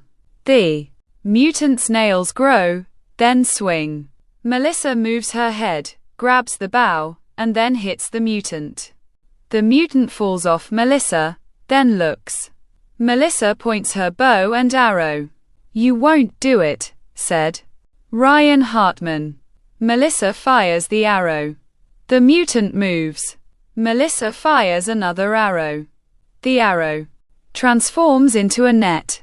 The net wraps around the mutant. The mutant transforms into Ryan. "How was that shot?" asked Melissa. "Great." Melissa walks away. "Hey, a little help here," said Ryan. Melissa walks, then sees Michaela. "Hey, Michaela, tomorrow me, Ryan, and Vel are heading on a mission. Do you want to come along? We always enjoy backup," said Melissa. "I'm good," said Michaela. "Well, I only ask because Jeffrey and Steven went to France for a while. We're heading on a mission in China, and Chris went to learn about the Lycans. You'll be all alone," said Melissa. "I like being alone. It's quiet, and no one can bother me," said Michaela, walking away. Ryan walks out. "What's up with Michaela?" asked Ryan. "She just wants to be alone," said Melissa. "Yeah, she was like that when she joined Evil's side," said Ryan. "Give her time. A person from the underworld doesn't really do well above ground," said Vel, appearing. "What do you know about the underworld?" asked Ryan. "Please, I'm the oldest of all of us. I know things that you think are myths or legends," said Vel, walking away. "Like what?" asked Ryan, following Vel. Melissa watches Michaela, then follows both Ryan and Vel. Michaela opens and then shuts her bedroom door. A chair gets pulled out. Michaela sits down, opens a book, and then looks at the bookshelf. A book gets pulled out. Michaela puts her hand on the cover, then gasps. Image of the city burning. Benjamin laughing. Michaela drops the book, picks it up, and then places it on the shelf. "Hey!" Michaela looks, then sees Colton. "Are you all right?" asked Colton. "You're," said Michaela. "Dead." "Yeah. I'm just in your mind. This happens to others from the underworld, seeing dead people they know." "You look worried," said Colton. "It's nothing," said Michaela. "I know when people are lying to me. I've had it since I was alive." Colton sits on their bed, then taps it. Michaela sits down. "Now, what is it?" asked Colton. "I don't know," said Michaela. Colton is looking at Michaela. "Michaela, remember when I said, and quote, we weren't so different, and quote, you might be from down there, but you are different," said Colton. "Is that a good or bad thing?" asked Michaela. "It's a wonderful thing, Michaela. People said, and quote, you were supposed to destroy the city, and quote, but you knew not to. You became part of the Justice Crew, and now, you fight for good. But most importantly, you proved those people wrong. Now, tell me what's wrong," said Colton. Lunatic evil. I think he's going to escape, said Michaela. Is he still trapped inside the book? Asked Colton. Yes, said Michaela. Well, just as long as no one gets it. Everything will be fine. Well, it's time for me to go, said Colton, standing up and then starting to walk. Colton, why do you have so much faith in me? Asked Michaela. I saw in you what Sabrina saw in me, said Colton. And what would that be? Asked Michaela. A kind spirit, someone who puts others first. Colton starts walking, then turns around. And let's not forget, a heart filled with love, said Colton. Disappearing. The sun rises. Melissa, Ryan, and Vel are loading up a van. I wish you could come with us, said Melissa. I would, but you know, said Michaela. Are you sure? We're going to see some Chinese people, plus eating Chinese food, said Ryan. I'm pretty sure it's called food to them, said Vel, putting the bag into the van. I'll be fine by myself, said Michaela. We'll miss you, said Melissa, hugging Michaela. Me too, said Michaela. I'll miss you more, though, said Ryan, hugging Michaela. All right, Ryan. Time's up, said Michaela. Just a little bit longer, whispered Ryan, getting punched in his stomach. Are you good now? Asked Melissa. Great, said Ryan, groaning. Vel approaches Michaela. If you need anything, you know where to find us, said Vel. I know, said Michaela, hugging Vel. Just relax and spend a few days enjoying the silence. We'll be back as soon as possible, said Vel. Van drives away. Michaela walks into the building. Night falls. Michaela is lying in her bed, continuously rolls around, then groans. Image of Benjamin laughing. Dark figures appear next to Benjamin. Michaela wakes up, then breathes heavily. The alarm goes off. Michaela grabs her hood. Cars are swerving. Evil laughter. Bob Huffman appears, then points his staff. A white light hits the police cars. Officers are pointing guns. No, no, no, those guns aren't safe, said Bob, pointing his staff. Guns transform into toy guns. Bob laughs. Toy master, said Michaela. Oh, well, if it ain't Deathstar. Where are your little friends? Asked Bob. It's just me, said Michaela. Well, it won't be as much fun. But who cares? Said Bob, pointing his staff. A white light goes toward Michaela. Michaela moves, then throws a black orb. Bob moves, then points his staff. Mail comes from the mailbox, then hits Michaela. Bob laughs. Michaela stands up. You're going to pay for that, toy master, said Michaela, throwing a black orb. Bob moves. You need some new moves, said Bob, pointing his staff. A white light hits Michaela. Michaela goes through the window of the building. That hurt, said Michaela. Bob laughs. Who else wants to have playtime? Asked Bob. I do, said woman's voice number 1. Bob looks around. Who said that? Asked Bob. Down here. Bob looks down at his shadow. Bob's shadow starts dancing. Bob is watching in confusion. The shadow stops dancing. What? You don't like my dancing? How about this? Asked woman's voice number 1. The shadow punches Bob. Bob falls, then points his staff. The shadow runs. A white light is being fired. Michaela looks. Bob is continuously moving his staff. The shadow runs towards Bob, then slides underneath him. Bob points his staff down. A white light hits the road. The road underneath Bob collapses. Bob falls. Michaela lands next to the hole. Bob gets thrown up, then is tied. Michaela sees a shadow. The shadow pushes the button. Cloaking device disappears. Cassandra Carinante appears. Hi, I'm Cassandra, but you can call me Shadow. So, I think we should take him to jail, said Cassandra, snapping her fingers. Bob disappears. Where'd you send him? Asked Michaela. To jail, where he belongs, said Cassandra. Michaela goes to walk. Hey, do you know where I could find the Justice Crew building? Asked Cassandra. Why? Asked Michaela.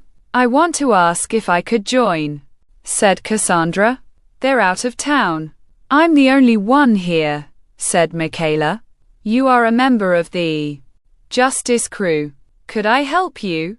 Since they're out of town, asked Cassandra. Michaela looks at Cassandra. Why not? I'll need as much help as I can get, said Michaela. So, what's your name? Asked Cassandra. The building appears. This is it, said Michaela. It's a nice place you've got here. It's big. And you're the only one here, said Cassandra. Yes, said Michaela. Kinda big for only one person, said Cassandra. Yeah, but at least it's quiet. Well, it was, said Michaela, looking at Cassandra, then walking towards the building. The front door opens. Wow, I was right. This place is huge, said Cassandra.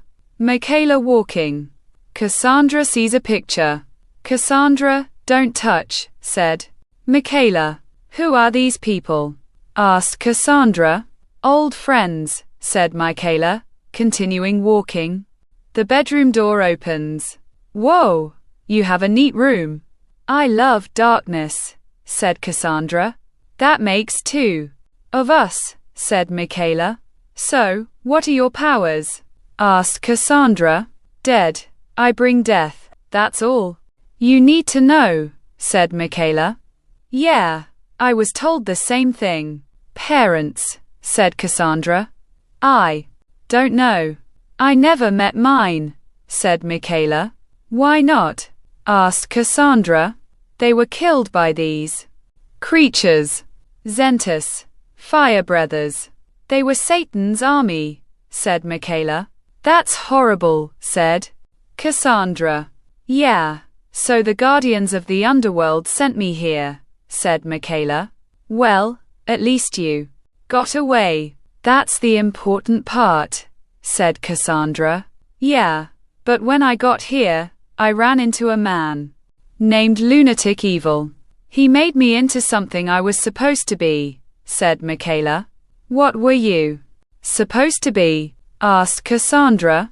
Something dangerous, so I left and came to the Justice Crew, said Michaela. Well, that's great, said Cassandra. Yeah, said Michaela. Whatever happened to Lunatic Evil? Asked Cassandra. He's gone, said Michaela. He's dead, said Cassandra. No. Michaela walks towards the bookshelf, then pulls out a book.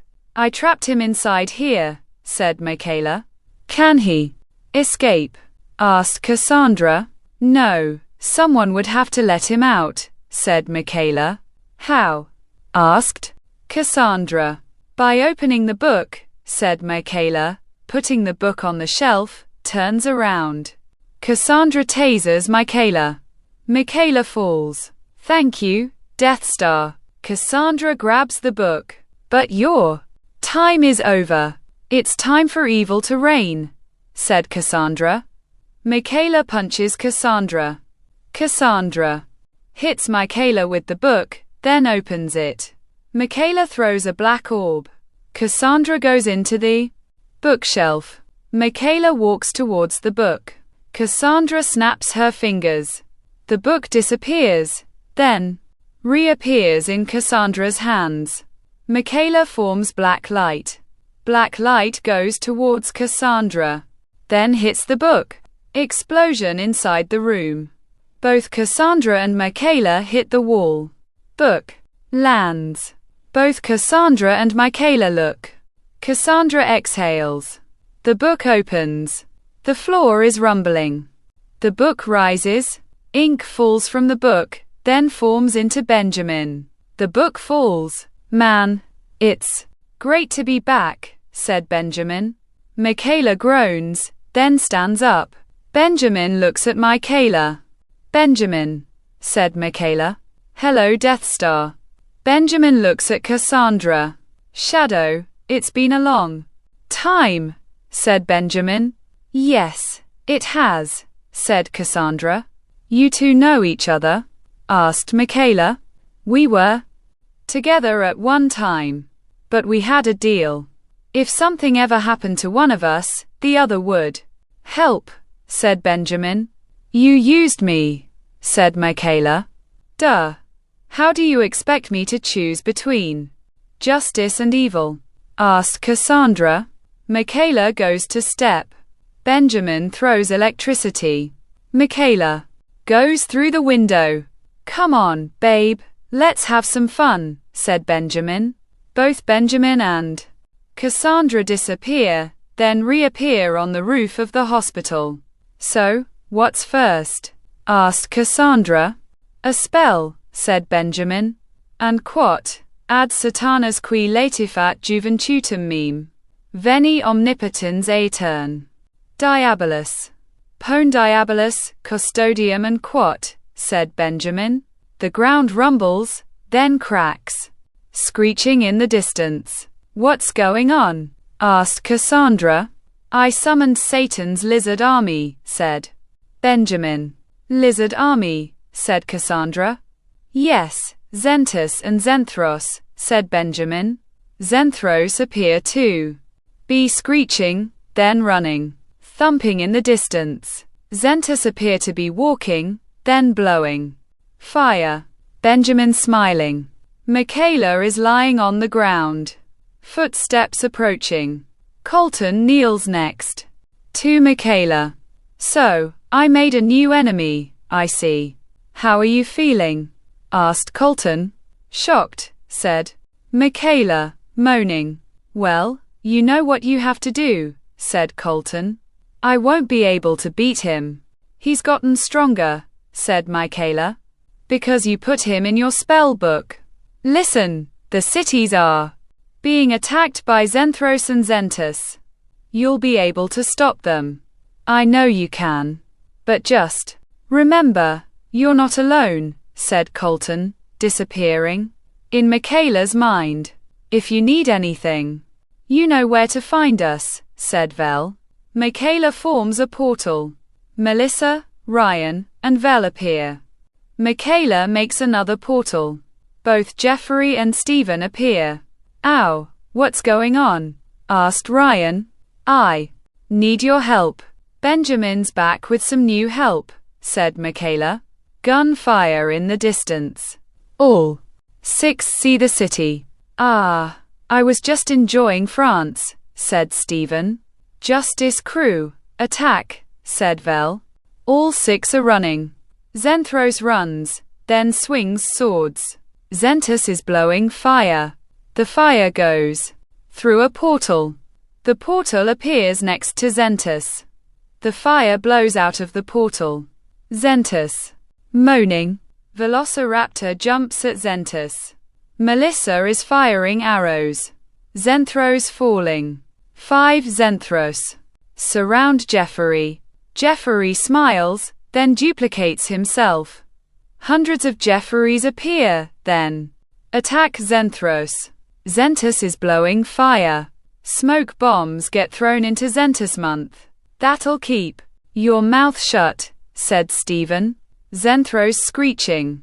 Stephen pulls out his samurai sword. Xenthros swings blades. Ryan moves. You really want to fight me? Asked Ryan, transforming into the mutant. The mutant jumps at Xenthros. Both Benjamin and Cassandra are watching.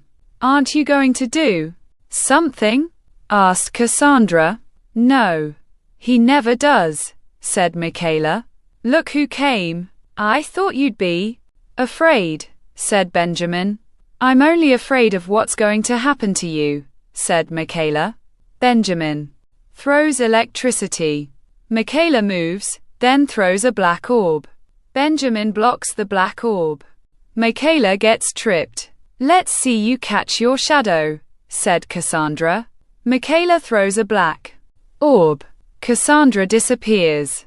Benjamin throws electricity. Michaela falls.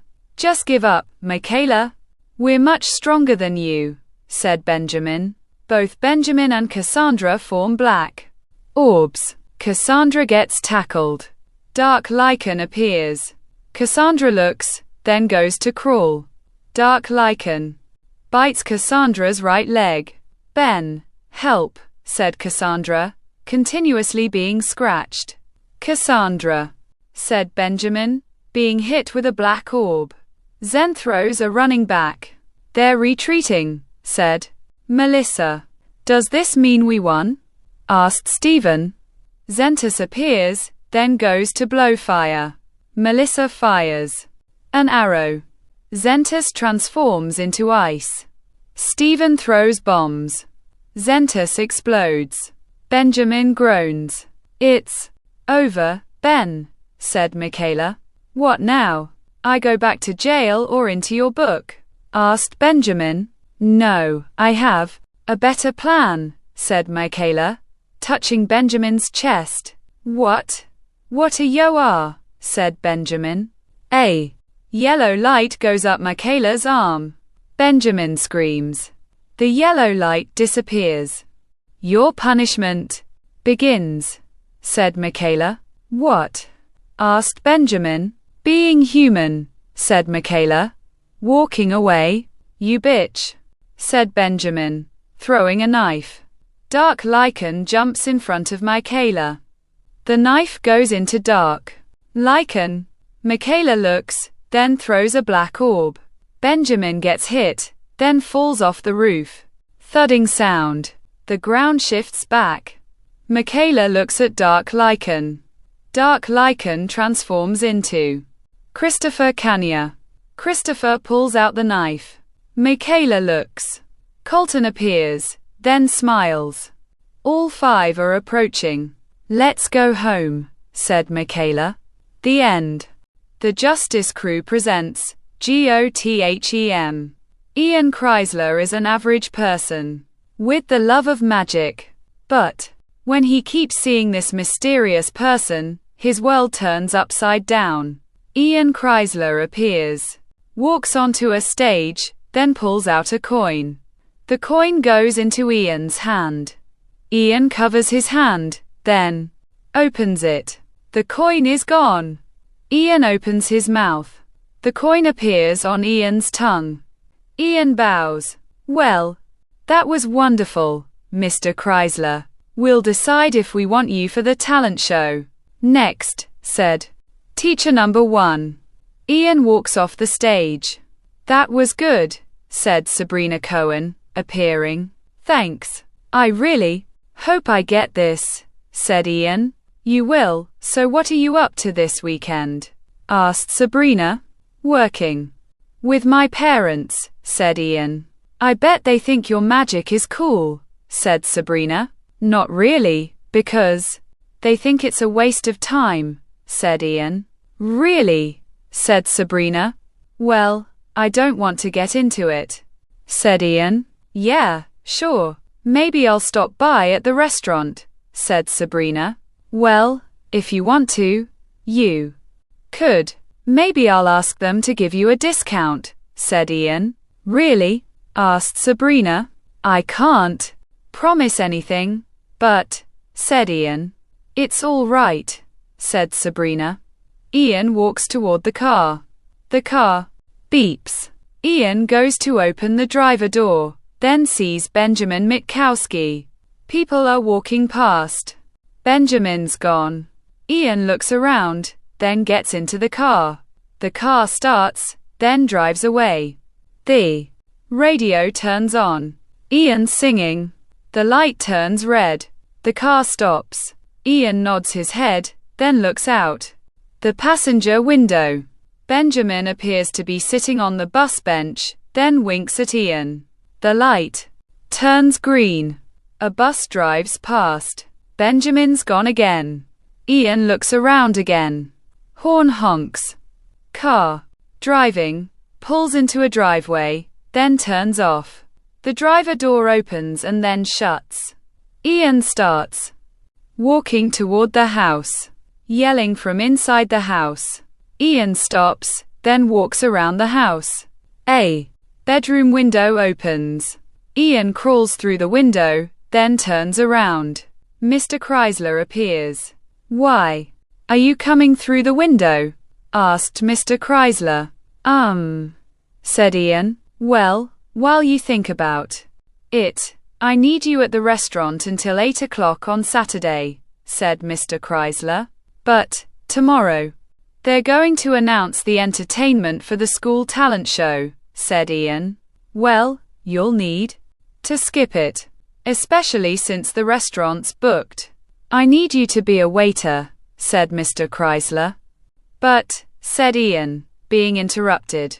No excuses, you're doing it, said Mr. Chrysler. All right, Mr. Chrysler walks out of the bedroom. Ian closes the door, then puts earbuds into his ears. Music playing. Ian lays down on his bed and then closes his eyes. Evil laughter is in Ian's mind. Ian opens his eyes, then sees darkness. Evil laughter continues. Ian sees a man in full black. Who are you? Asked Ian. The man turns his head. Benjamin appears, then smiles. Soon, you'll be mine, said Benjamin, throwing a black orb. Ian opens his eyes, then sits up. Earbuds get taken out. Tapping on the window. Ian looks, then sees Sabrina. The window opens. Are you all right? Asked Sabrina. Yeah, I'm fine. What's up? Asked Ian. Got any plans for tomorrow? Asked Sabrina. Not that I know of, said Ian. Cool, because I found out a circus is in town. It doesn't open until Saturday. But tomorrow night, we sneak in, said Sabrina. I don't know, said Ian, yelling in the distance. Would you rather be here? Asked Sabrina. Good point. Tomorrow night, said Ian. All right, see you tomorrow, said Sabrina, walking away. Ian smiles, then shuts the window. Benjamin's reflection appears in the window. Ian turns around. Benjamin's gone. Ian looks at the window, then back. Who the hell is that? Asked Ian, shutting the shades. Benjamin looks at the house, then smiles. Soon, you'll be mine, said Benjamin, disappearing. Bell rings. Teacher number 1 hangs up a piece of paper. Ian is watching. Sabrina approaches. Hey, said Sabrina. Hey Sabrina, said Ian. What's he putting up? Asked Sabrina. The entertainment for the talent show, said Ian. Let's hope you get it, said Sabrina. It doesn't matter. If I get it or not, I'll have to miss it, said Ian. Why? Asked Sabrina. My father's making me work at the restaurant, said Ian. Teacher number 1 walks away. Ian approaches, then looks at the paper. So? Asked Sabrina. Like I said, and quat. It doesn't matter and quat, said Ian. Walking away. Sabrina looks at the paper, then sees Ian's name. Ian continues walking, then gets to the car. Benjamin appears next to a tree. Ian looks. Benjamin smiles. Hey Ian, wait up, said Sabrina, approaching. Do you see that guy? Asked Ian. Sabrina looks. Benjamin's gone. What guy? Asked Sabrina. Never mind. Let's get to the circus, said Ian. We need to wait until night, so we don't get caught, said Sabrina. All right, I'll see you tonight, said Ian. The car drives away. Sabrina looks at the tree. The car pulls into the driveway. The driver door opens, then gets pushed shut. I need you to go to the store for me, said Mr. Chrysler. Why can't you? Asked Ian. I have things to do, said Mr. Chrysler. All right, what do you need? Asked Ian. Mr. Chrysler hands a paper to Ian. There and back, no wasting time, said Mr. Chrysler, walking towards the house. The car drives away. A store appears. The car pulls into the parking lot, then turns off. Ian is walking down an aisle, puts an item into the cart, then looks. Benjamin appears at the end of the aisle. Ian walks toward Benjamin. Benjamin walks away. Ian stops at the end of the aisle and doesn't see Benjamin. Where'd he? Asked Ian, being interrupted. Soon, you will be mine, said Benjamin's voice, echoing. Ian is lying on his bed. What does that mean? Asked Ian, tapping on the window. Ian opens the window. Are you ready? Asked Sabrina. Yeah, said Ian, crawling through the window. You seem down. Is something wrong? Are your parents fighting again? Asked Sabrina. They're always fighting, but that's not the reason, said Ian. Then what is it? Asked Sabrina. I keep seeing someone all in black, and he says, and quat, soon, you will be mine and quat, said Ian. That's creepy. I hope you don't run into him, said Sabrina. That's the odd thing. I see him. Then he disappears. Almost like he was never there, said Ian. That is odd and creepy. Lights appear in the distance. Hey, I think we were almost there, said Sabrina. Both Ian and Sabrina continue walking, talking. From a distance, both Ian and Sabina kneel, then see Evan Wasilewski and Joey Stearns. Why does that guy have sunglasses on at night? Whispered Ian. What about the woman with spikes in her back? Whispered Sabrina. Good point, whispered Ian. Kyle Avarts, Richard Hardy, Bill Borowski, and Shirley Pierantoni appear. He looks like a kid, whispered Sabrina. It can't be. He has tattoos everywhere. The others look pretty normal, whispered Ian. Richard's arm stretches, fixes the light bulb, then goes back. You may have spoken too soon, whispered Sabrina. Bill looks. Both Ian and Sabrina duck, then peek back up. All six are walking away. They're leaving, whispered Ian. Let's follow them, whispered Sabrina. Ian grabs Sabrina's arm. Are you kidding me? We just saw a woman with spikes in her back and a man who can stretch his arm, plus a kid with tattoos. And let's not forget the guys wearing sunglasses at night.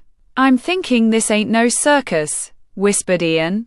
Oh, stop being such a downer, whispered Sabrina, walking towards the tent.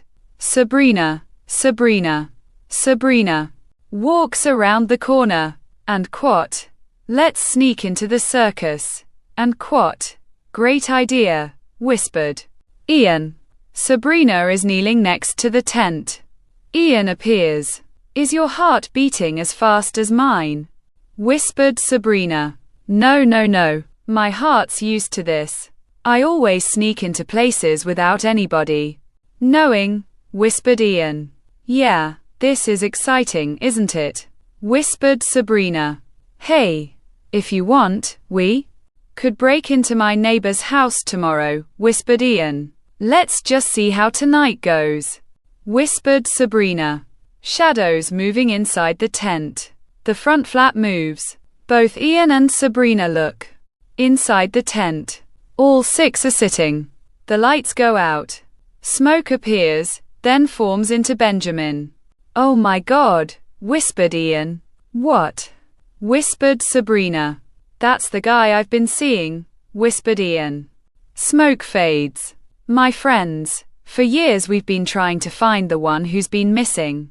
The scroll says that a tattoo, a cyclops, an animal, a flexibile, a banshee, a beast, a warlock, and a magician would rise.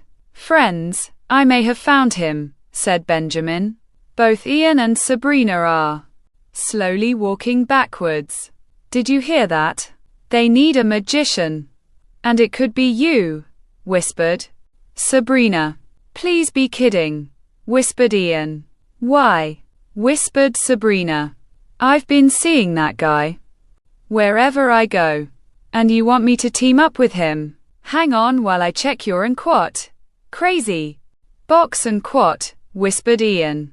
What's crazy about that? Asked Bill. See, he agrees, said Sabrina. Both Ian and Sabrina walk backwards. All six appear in front of the tent.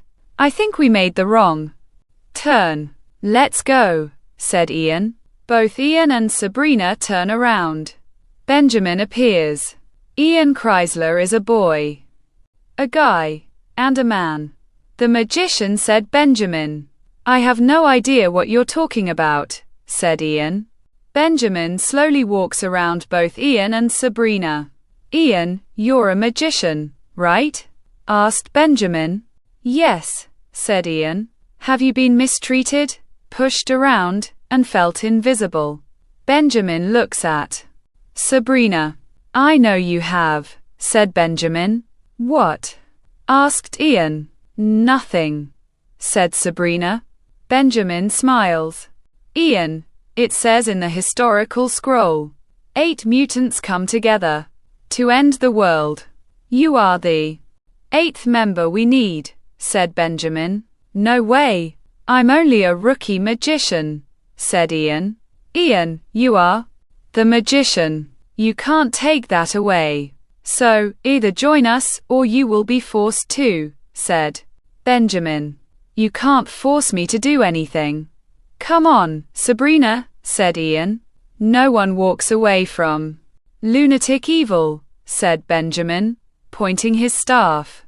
A black light goes towards both Ian and Sabrina. Both Ian and Sabrina duck. After them, said Benjamin. All 6 are chasing both Ian and Sabrina. Both Ian and Sabrina are running. A laser beam is being fired from Evan's eyes. Keep going, said Ian, throwing a coin. The coin grows. What's that? Asked Sabrina. My ride. Hop on, said Ian. Both Ian and Sabrina jump onto the giant coin. The giant coin flies away. Richard's arm stretches. He grabs the giant coin, and then he pulls himself up. Sabrina screams. You must not run, said Richard. You're right, said Ian. Richard grabs Ian's shirt. Decks of cards fall. Both Ian and Sabrina disappear. Richard looks. The giant coin goes into a tree. Richard groans, then falls. Footsteps running. That was a great trick, said Sabrina. Thanks. Both Ian and Sabrina stop. Bill appears. Shit, said Ian. This way, said Sabrina. Both Kyle and Shirley appear. That's a little better, said Ian. Hats oye. It'll said Kyle. He has a lisp, said Sabrina. Shirley transforms into sea beast, then snarls. A tattoo of a snake comes off Kyle's arm, then hisses. Bill inhales, then exhales. Ian raises ground. Scream echoes, all covering their ears. The ground breaks. All fall. Bill closes his mouth.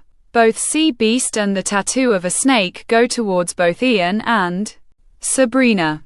Ian throws smoke pellets. Both sea beast and the tattoo of a snake collide with Bill.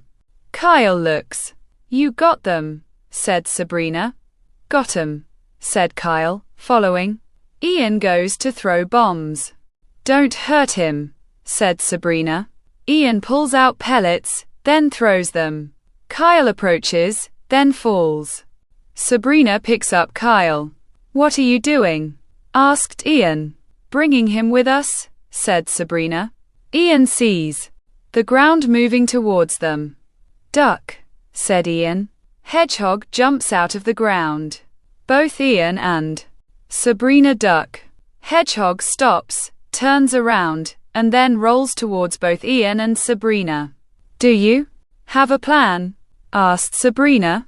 Ian's eyes turn white. The ground rises. Hedgehog goes flying. All five. Or approaching? Shit. Any ideas? Because here they come, said Ian. Touch my hand, said Sabrina. Ian touches Sabrina's hand. All three disappear. All five are approaching. Where'd they go? Asked Bill. They must have gotten away, said Evan. And they took ink, said Joey. Sea beast roars. Now, what do we do? Asked Richard. Benjamin flies up. We'll find them, and when we do, we'll be able to start the process. The world will be ours, said Benjamin. All five are walking away. Benjamin looks down, turns around, smiles, and then flies away. All three reappear. What the hell? How couldn't they see us? Asked Ian. I'll explain everything tomorrow, said Sabrina. Ian grabs Sabrina's arm. You explain now, said Ian. All right, follow me, said Sabrina. Both Ian and Sabrina are walking. A treehouse appears. What is that? Asked Ian. A treehouse, said Sabrina. I thought we were going to your house, said Ian. This is my house, said Sabrina. You live here? Asked Ian. Yes, said Sabrina. What happened to your parents? Asked Ian. They died. Come on, I'll show you around, said Sabrina. The door opens. Nice place. So, what happened back there? Asked Ian. When my parents were alive, they were scientists. They did tests on invisibility. One day, the lab was attacked. I hid in one of the pods. Well, someone ended up pushing the button. I didn't remember anything until I woke up. But when that happened, no one saw me. That's when I knew I was a mutant, said Sabrina. Kyle moaning. Tomorrow, we'll figure something out, said Ian. That's a good idea, said Sabrina. Kyle wakes up. Gothem, said Kyle. What? Asked Ian.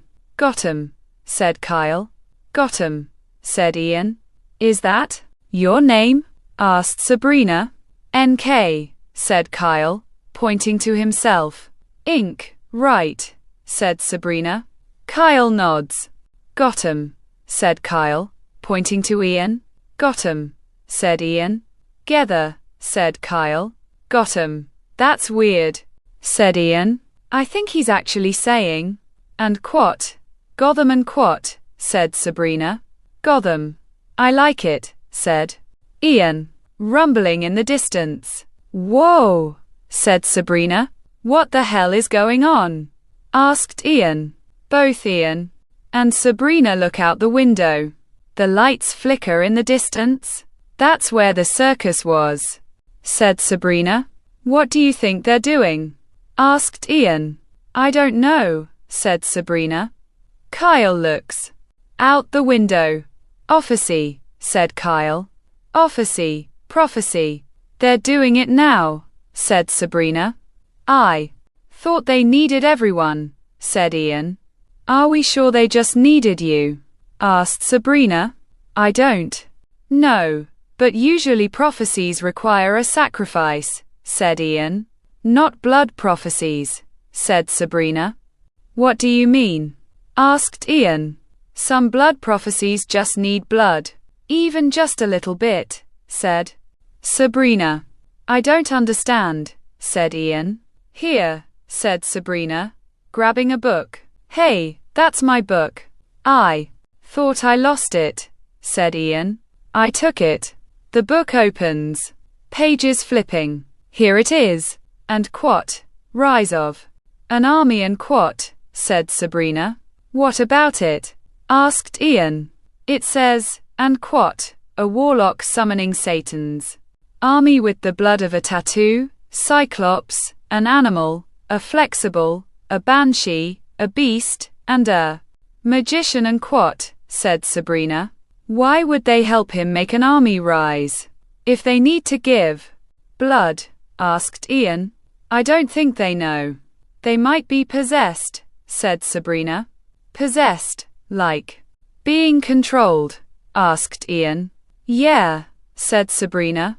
Yeah, but what happens if we get them out of his possession? How do we know they won't turn on us? Asked Ian. OD. Ends. OD, said Kyle. Friends. Good, said Sabrina. Kyle nods. Whatever, if we save them and they turn on us, don't blame me, said Ian, starting to walk. Should we bring him? Asked Sabrina. I guess. It looks like he could take care of himself, said Ian. What's the plan? Asked Sabrina. Maybe we can knock some sense into them. They could help, said Ian. All 5 are standing in a circle. The lights continue flashing. It's almost time, said Benjamin, pouring the blood onto the ground. The ground is slowly sinking. Benjamin smiles, then starts chanting. Ink hits Benjamin. Benjamin goes through the tent, then groans. Your time's over, lunatic evil, said Ian. So, the runt got out of my possession spell. But you'll need more than that for the others, said Benjamin, pointing his staff. All 5 look at all 3 of them. Richard's arm stretches, then he punches Ian. Hedgehog rolls towards Kyle. Kyle transforms into Ink. Hedgehog goes through the tent. Ink transforms into Kyle. A laser beam hits Kyle. Evan gets punched. Sea Beast gets punched. Bill inhales, then goes to exhales. A sock goes into Bill's mouth. Be quiet, said Sabrina, tripping Bill. Evan switches his sunglasses to heat vision, sees Sabrina, then presses the side of his sunglasses. A laser beam hits Sabrina. Richard grabs Ian, then goes to punch him. Abracadabra, said Ian, disappearing. Where'd you go? Asked Richard. Alakazam, said Ian, swinging a pole. The pole hits Richard in the head, then he falls. A black light hits Ian. You're pathetic. You should have joined us, said Benjamin. Evan slowly puts his finger next to his sunglasses. Richard looks, then stretches his arm. Evan gets punched, then knocks his head off the ground. Benjamin throws a black orb. The black orb hits Richard. Bill spits out the sock in his mouth, then inhales. Ian sees Evan on the ground, crawls towards him, then presses the button on his sunglasses. A laser beam hits Bill. Bill gets hit, then screams. Scream echoes, all covering their ears. Bill stops screaming. Both Joey and Sea Beast shake their heads. What the hell? Lunatic evil, said Evan. You're too late. Hell's army will rise, said Benjamin. Forming a portal. Ian forms a portal, jumps through, and then tackles Benjamin from the other side. You're not going anywhere, said Ian. All 8 surround Benjamin. Did you forget? I'm stronger than all of you, said Benjamin, slamming the staff down. All 8 fall. Benjamin forms another portal. Ian jumps, then grabs the staff. Both Benjamin and Ian are groaning. The portal disappears. Both Benjamin and Ian fall. Ian groans, then looks. Benjamin stands up, looks at Ian, and forms a black orb. Ian turns around, then looks. A black barrier appears. Ian forms a portal. underneath Evan. Evan appears behind the black barrier. Use your eye shot, said Ian. I can't get a shot, said Evan. Hit the staff, said Ian, forming a portal. Evan goes through the portal, then presses the side of his sunglasses. A laser beam breaks the staff. The black orb disappears. All 8 look at Benjamin. Benjamin looks. The ground shifts back. Benjamin looks at Ian. I'll be back, said Benjamin. I'll be waiting, said Ian. Benjamin disappears. I want to thank you, lunatic. Evil will return. Let me introduce my team. Ink, Sea Beast, Hedgehog, Rubber Band, Supersonic, and I'm Cataracts. We call ourselves the Justice Crew West, said Evan. I'm Gothem. This is the Invisible Woman, said Ian. You know, we're looking for people. We can't be everywhere. We'd appreciate it if you could help recruit others, said Evan. All right, said Sabrina. But where do we do it? Asked Ian. I know a place, said Evan. A building appears. Both Ian and Sabrina are walking. This place will be great, said Sabrina. And you both could stay here too, said Evan. Footsteps approaching. Here are our new recruits, said Richard. Guys meet Portal, Multiple, Static, Red, Arrow, and Samurai, said Evan. Hi, I'm Gothem, said Ian. All 7 shaking hands. Another building appears. They think it's over. It's just the beginning, said Benjamin, looking at John Clausen, Michaela Kishbaugh, Ryan Hartman, Joseph Badowski, Brandon Schenk, Joseph Johnson, and Kyle Zendarski, then laughing. The end. The Justice Crew presents Dark Lycan. Christopher Canier goes on a mission to see if there's any more Lycans in the world. But what he discovers might be the end of his clan. At the beginning, Lycans ruled most of the land. There was a battle that was fought. A group called the Clan attacked us, tried to erase us for good. The 2 leaders, Adrian Sidney Head and Shirley Pomers, also known as Reaper and Red Devil, are descendants of the Grim Reaper and Satan. The clan weren't the only ones who attacked us. They summoned help from the vampires and wary hyenas. I know what you are thinking. Vampires. You should have known, especially since I'm a Lycan. We thought we could win. But, to our knowledge, they were immortal. The clan killed the Lycans. All of them. I barely survived. After the battle, I limped for 2.5 days. Until someone found me. Kelsey Turek. Or Rapid. She told me she could help.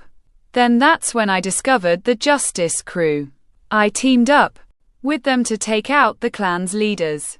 And now, I'm on a journey to find more Lycans, said Christopher. A building appears. Maps appear. The buttons on the keyboard are being pressed. Maps. Zoom in. Christopher Canier appears, then writes on a piece of paper. The buttons continue to be pressed. Knocking on the bedroom door. Hey Chris, do you want to play some ball? Asked Stephen. No, said Christopher. Are you sure? It's me, Jeffrey, and Melissa against Vel, Ryan, and Michaela, said Stephen. I said. And Quat? No, and Quat, yelled Christopher. All right, don't bite my head off, said Stephen. He's going through a tough time. He lost a friend against the Dino Mutants, said Vel.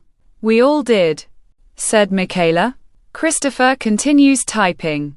The image gets zoomed in. Christopher writes down our symbol. The paper gets folded and then placed in Christopher's pocket. Christopher sees a figure in the background, then enhances the image. A giant paw appears behind the support beam. What the hell is that? Asked Christopher. What the hell is what? Asked Michaela Kishbor. Appearing. Christopher shuts his laptop. Nothing. What's up? Asked Christopher. Nothing's up with me. But something's up with you, said Michaela. What do you mean? Asked Christopher. Chris, I know. When people lie to me, I can feel their heartbeat, said Michaela. How? Asked Christopher. Colton taught me how to do that before but your heart's beating a lot faster than usual. I may not like being close to people, but if my friends are in trouble, I want to help, said Michaela.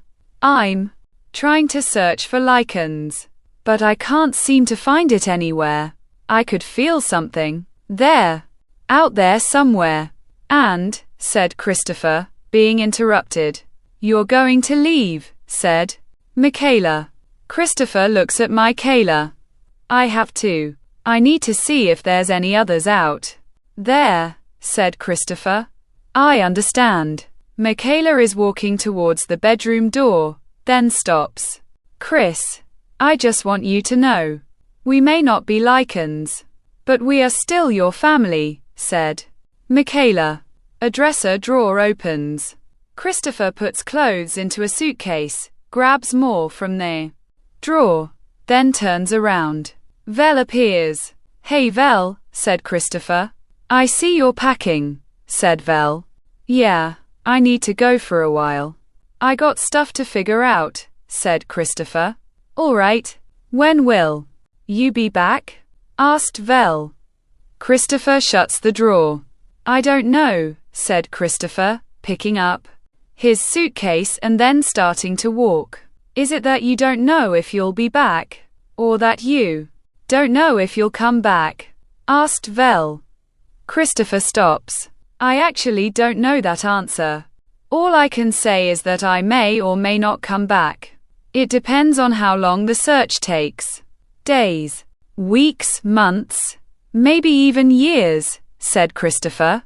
Christopher, I may know where you could start. I know someone who could help. Vel writes on a piece of paper. But you may not like what you find, said Vel, handing the paper to Christopher. Christopher grabs the paper. Thank you, Vel said. Christopher. Just like I said. And quat. Just be careful and quat, said Vel, patted Christopher's back and then walked away. Christopher smiles, then looks at the paper. A rundown building appears. Footsteps walking. The clan appears. You know, I thought after Adrian died, maybe we'd die too, said Rex. Yeah, especially since he had our souls, said John. The lights are flickering. The damn electrical panel. Why are we in hiding? Asked Bernard. You know the crew's looking for us. If they do find us, they'll take us to jail, said Carlotta. The lights are flickering again, then going out. I'll check the breakers, said Clarence, walking then stopping. James McMore appears. Turn around and go back. Clarence turns around, then walks back. James approaches.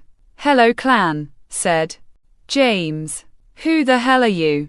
Asked Claire Morris. Is this how you treat your guests? Asked James. Who are you?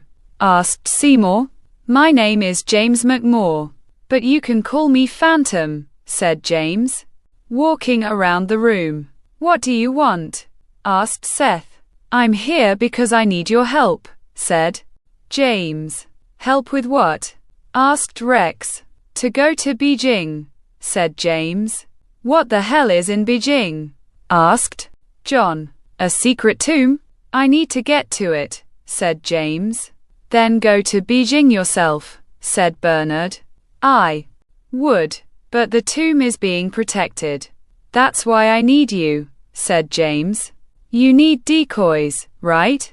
Asked Carlotta. You're catching on quickly, Komodo, said James. What's in it for us? Asked Clarence. A bargain. I like that. You help me, I'll give you your souls back, said James. I thought Adrian had them, said Claire Morris. Nope, I did. So, do we have a deal? Asked James. What's in the tomb that's so important? Asked Seymour. James smiles. Beijing. A car is driving, then stops. The door opens. Christopher appears. The door shuts. Taxi driver number 1 speaks a different language. Christopher hands money. The taxi drives away. Christopher sees a building on the hill, looks at the paper, and then walks up the staircase. Hammering in the distance. Christopher looks, then walks over. Hammering continues. Christopher turns the corner, then sees feet. Excuse me, I'm looking for someone, said Christopher. Hang on, sir, who are you looking for? Asked woman number 1's voice. Caitlin of Arts, said Christopher. A woman comes out from underneath the table. Caitlin of Arts appears. I'm her, said Caitlin E. Hi, I'm Christopher Canier, said Christopher, putting out his hand. Caitlin E. shakes Christopher's hand. It's nice to meet you. So, what can I do for you? Chris asked Caitlin E. I'm on a search for Lycans. People say they're extinct. I know there's more out there, said Christopher. Caitlin E. looks at Christopher. You're a Lycan, aren't you? Asked Caitlin E. Yes, whispered Christopher. I can't help you, said Caitlin E., walking away. Katie, why not?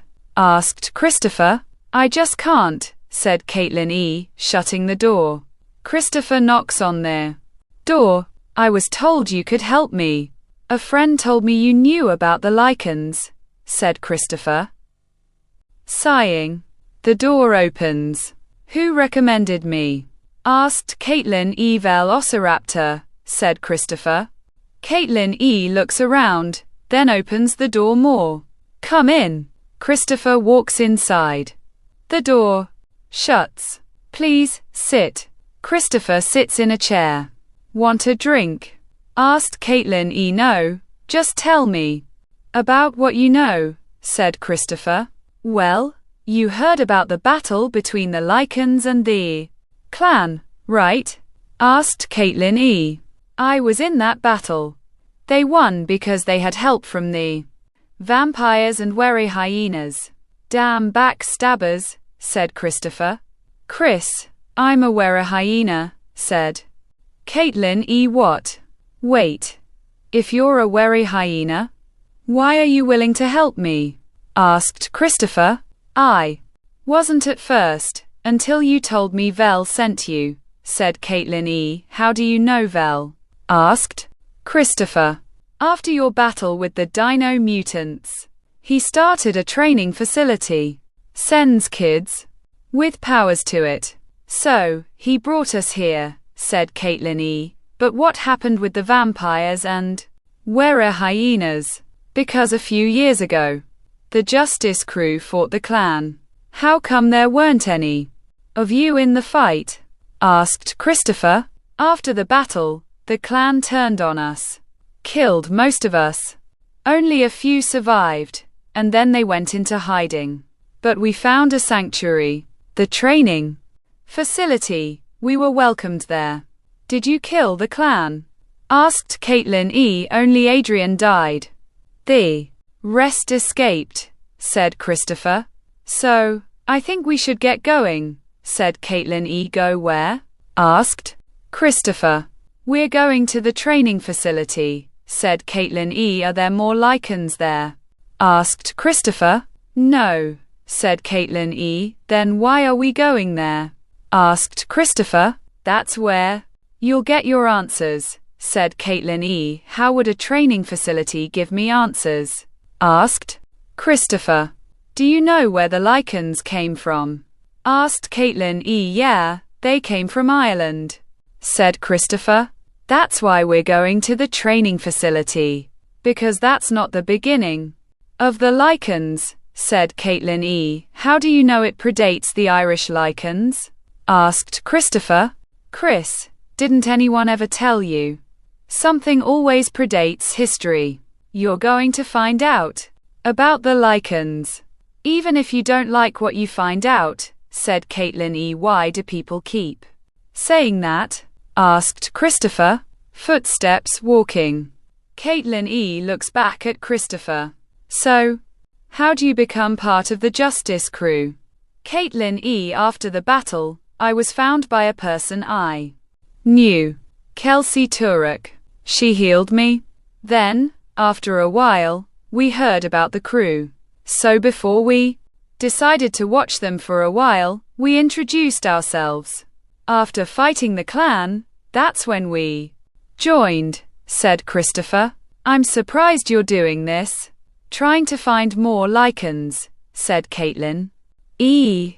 Well, I'm just trying to find my family, said Christopher. Oh, that's nice, said Caitlin E. How about you? Asked Christopher. After my parents got to the training facility, my mom died giving birth, said Caitlin E. What about your father? Asked Christopher. He died once we got to the training facility.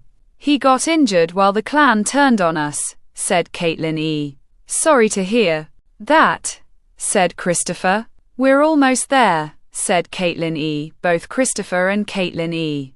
continue walking. This place is pretty far, said Christopher. Well, we needed to hide it.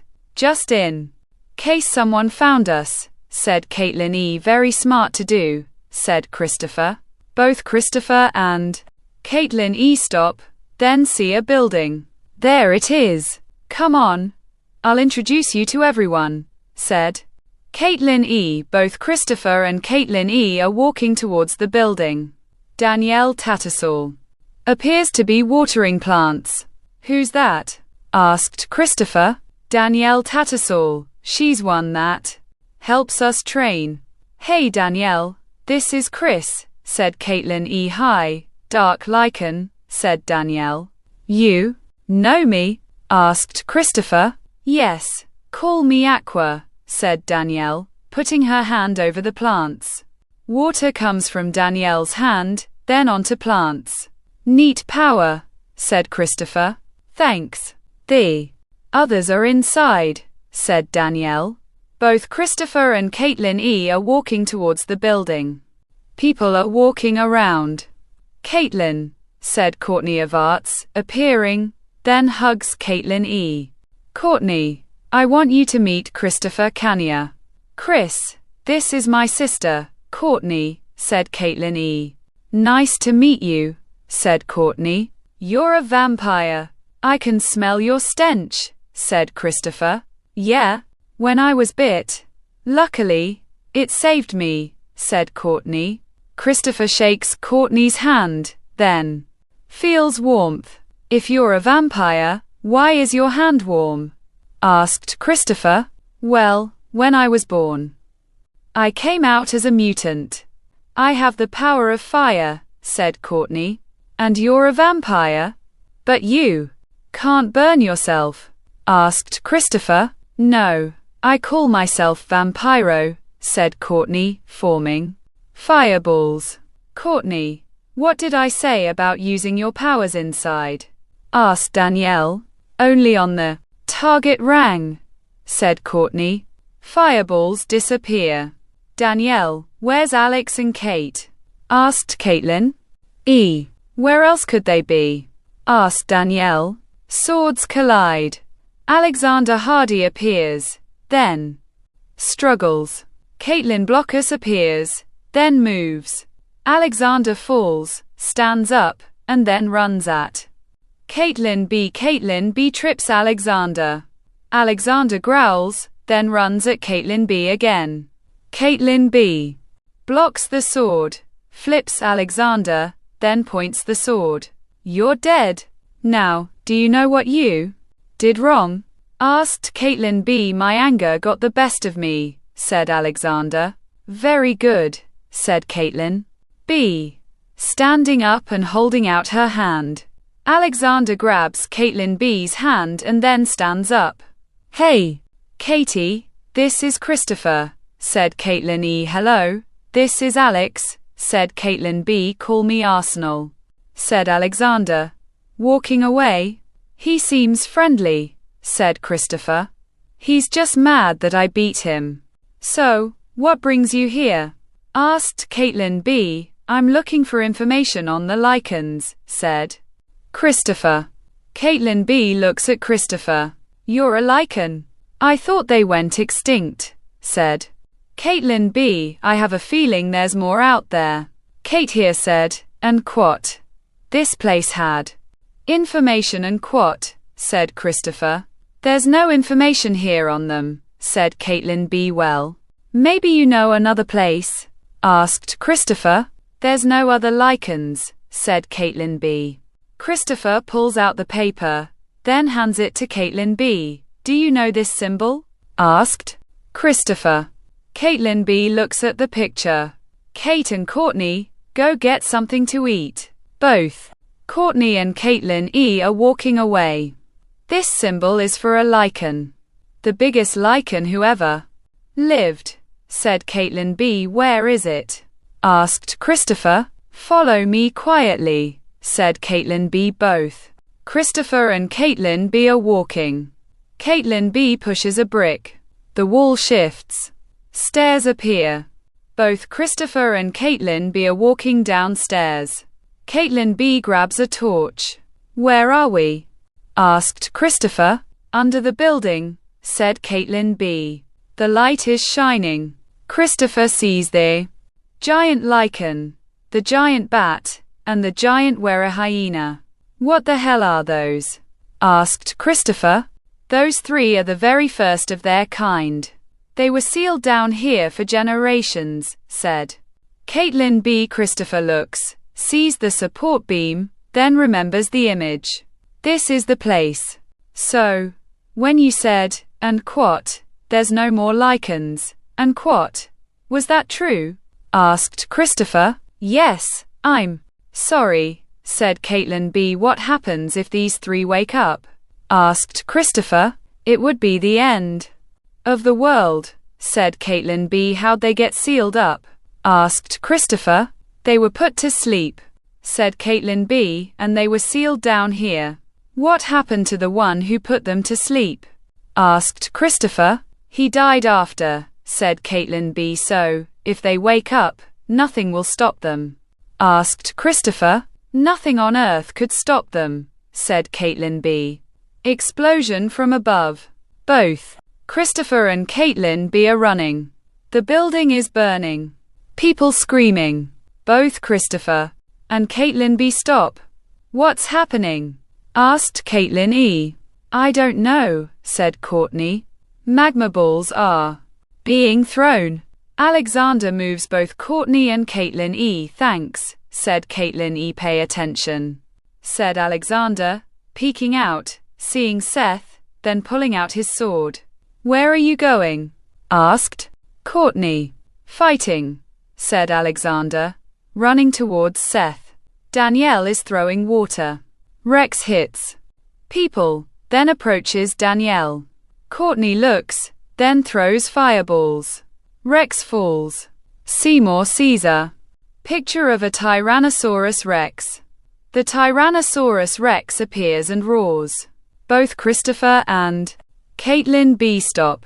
The training facility, said Caitlin B. Let's worry about that later, said Christopher, transforming into dark Lycan and then jumping. Razors appear on Caitlin B.'s arms. All fighting. James looks at Clarence. Where are they? Asked James. Underneath the building, said Clarence. You've been a good help, said James, grabbing Clarence and then putting his soul back. Clarence falls, turns old, and then becomes a skeleton. James disappears, reappears in the building, then walks downstairs. Dark Lycan growls, then follows James. Alex, said Danielle. Alexander runs over. The wall is being hit. Footsteps walking. The three original species. It's time to wake up, said James. I don't think so, said Christopher, jumping at James. James moves. You can't win against me, said James. Let's find Christopher being hit by a black light. Then, slowly standing up, a black light hits Dark Lycan again. Dark Lycan goes through the support beam. Now, where was I? Asked James, closing his eyes, forming a black orb, opening his eyes. A black, then he throws the orb. Explosion in distance.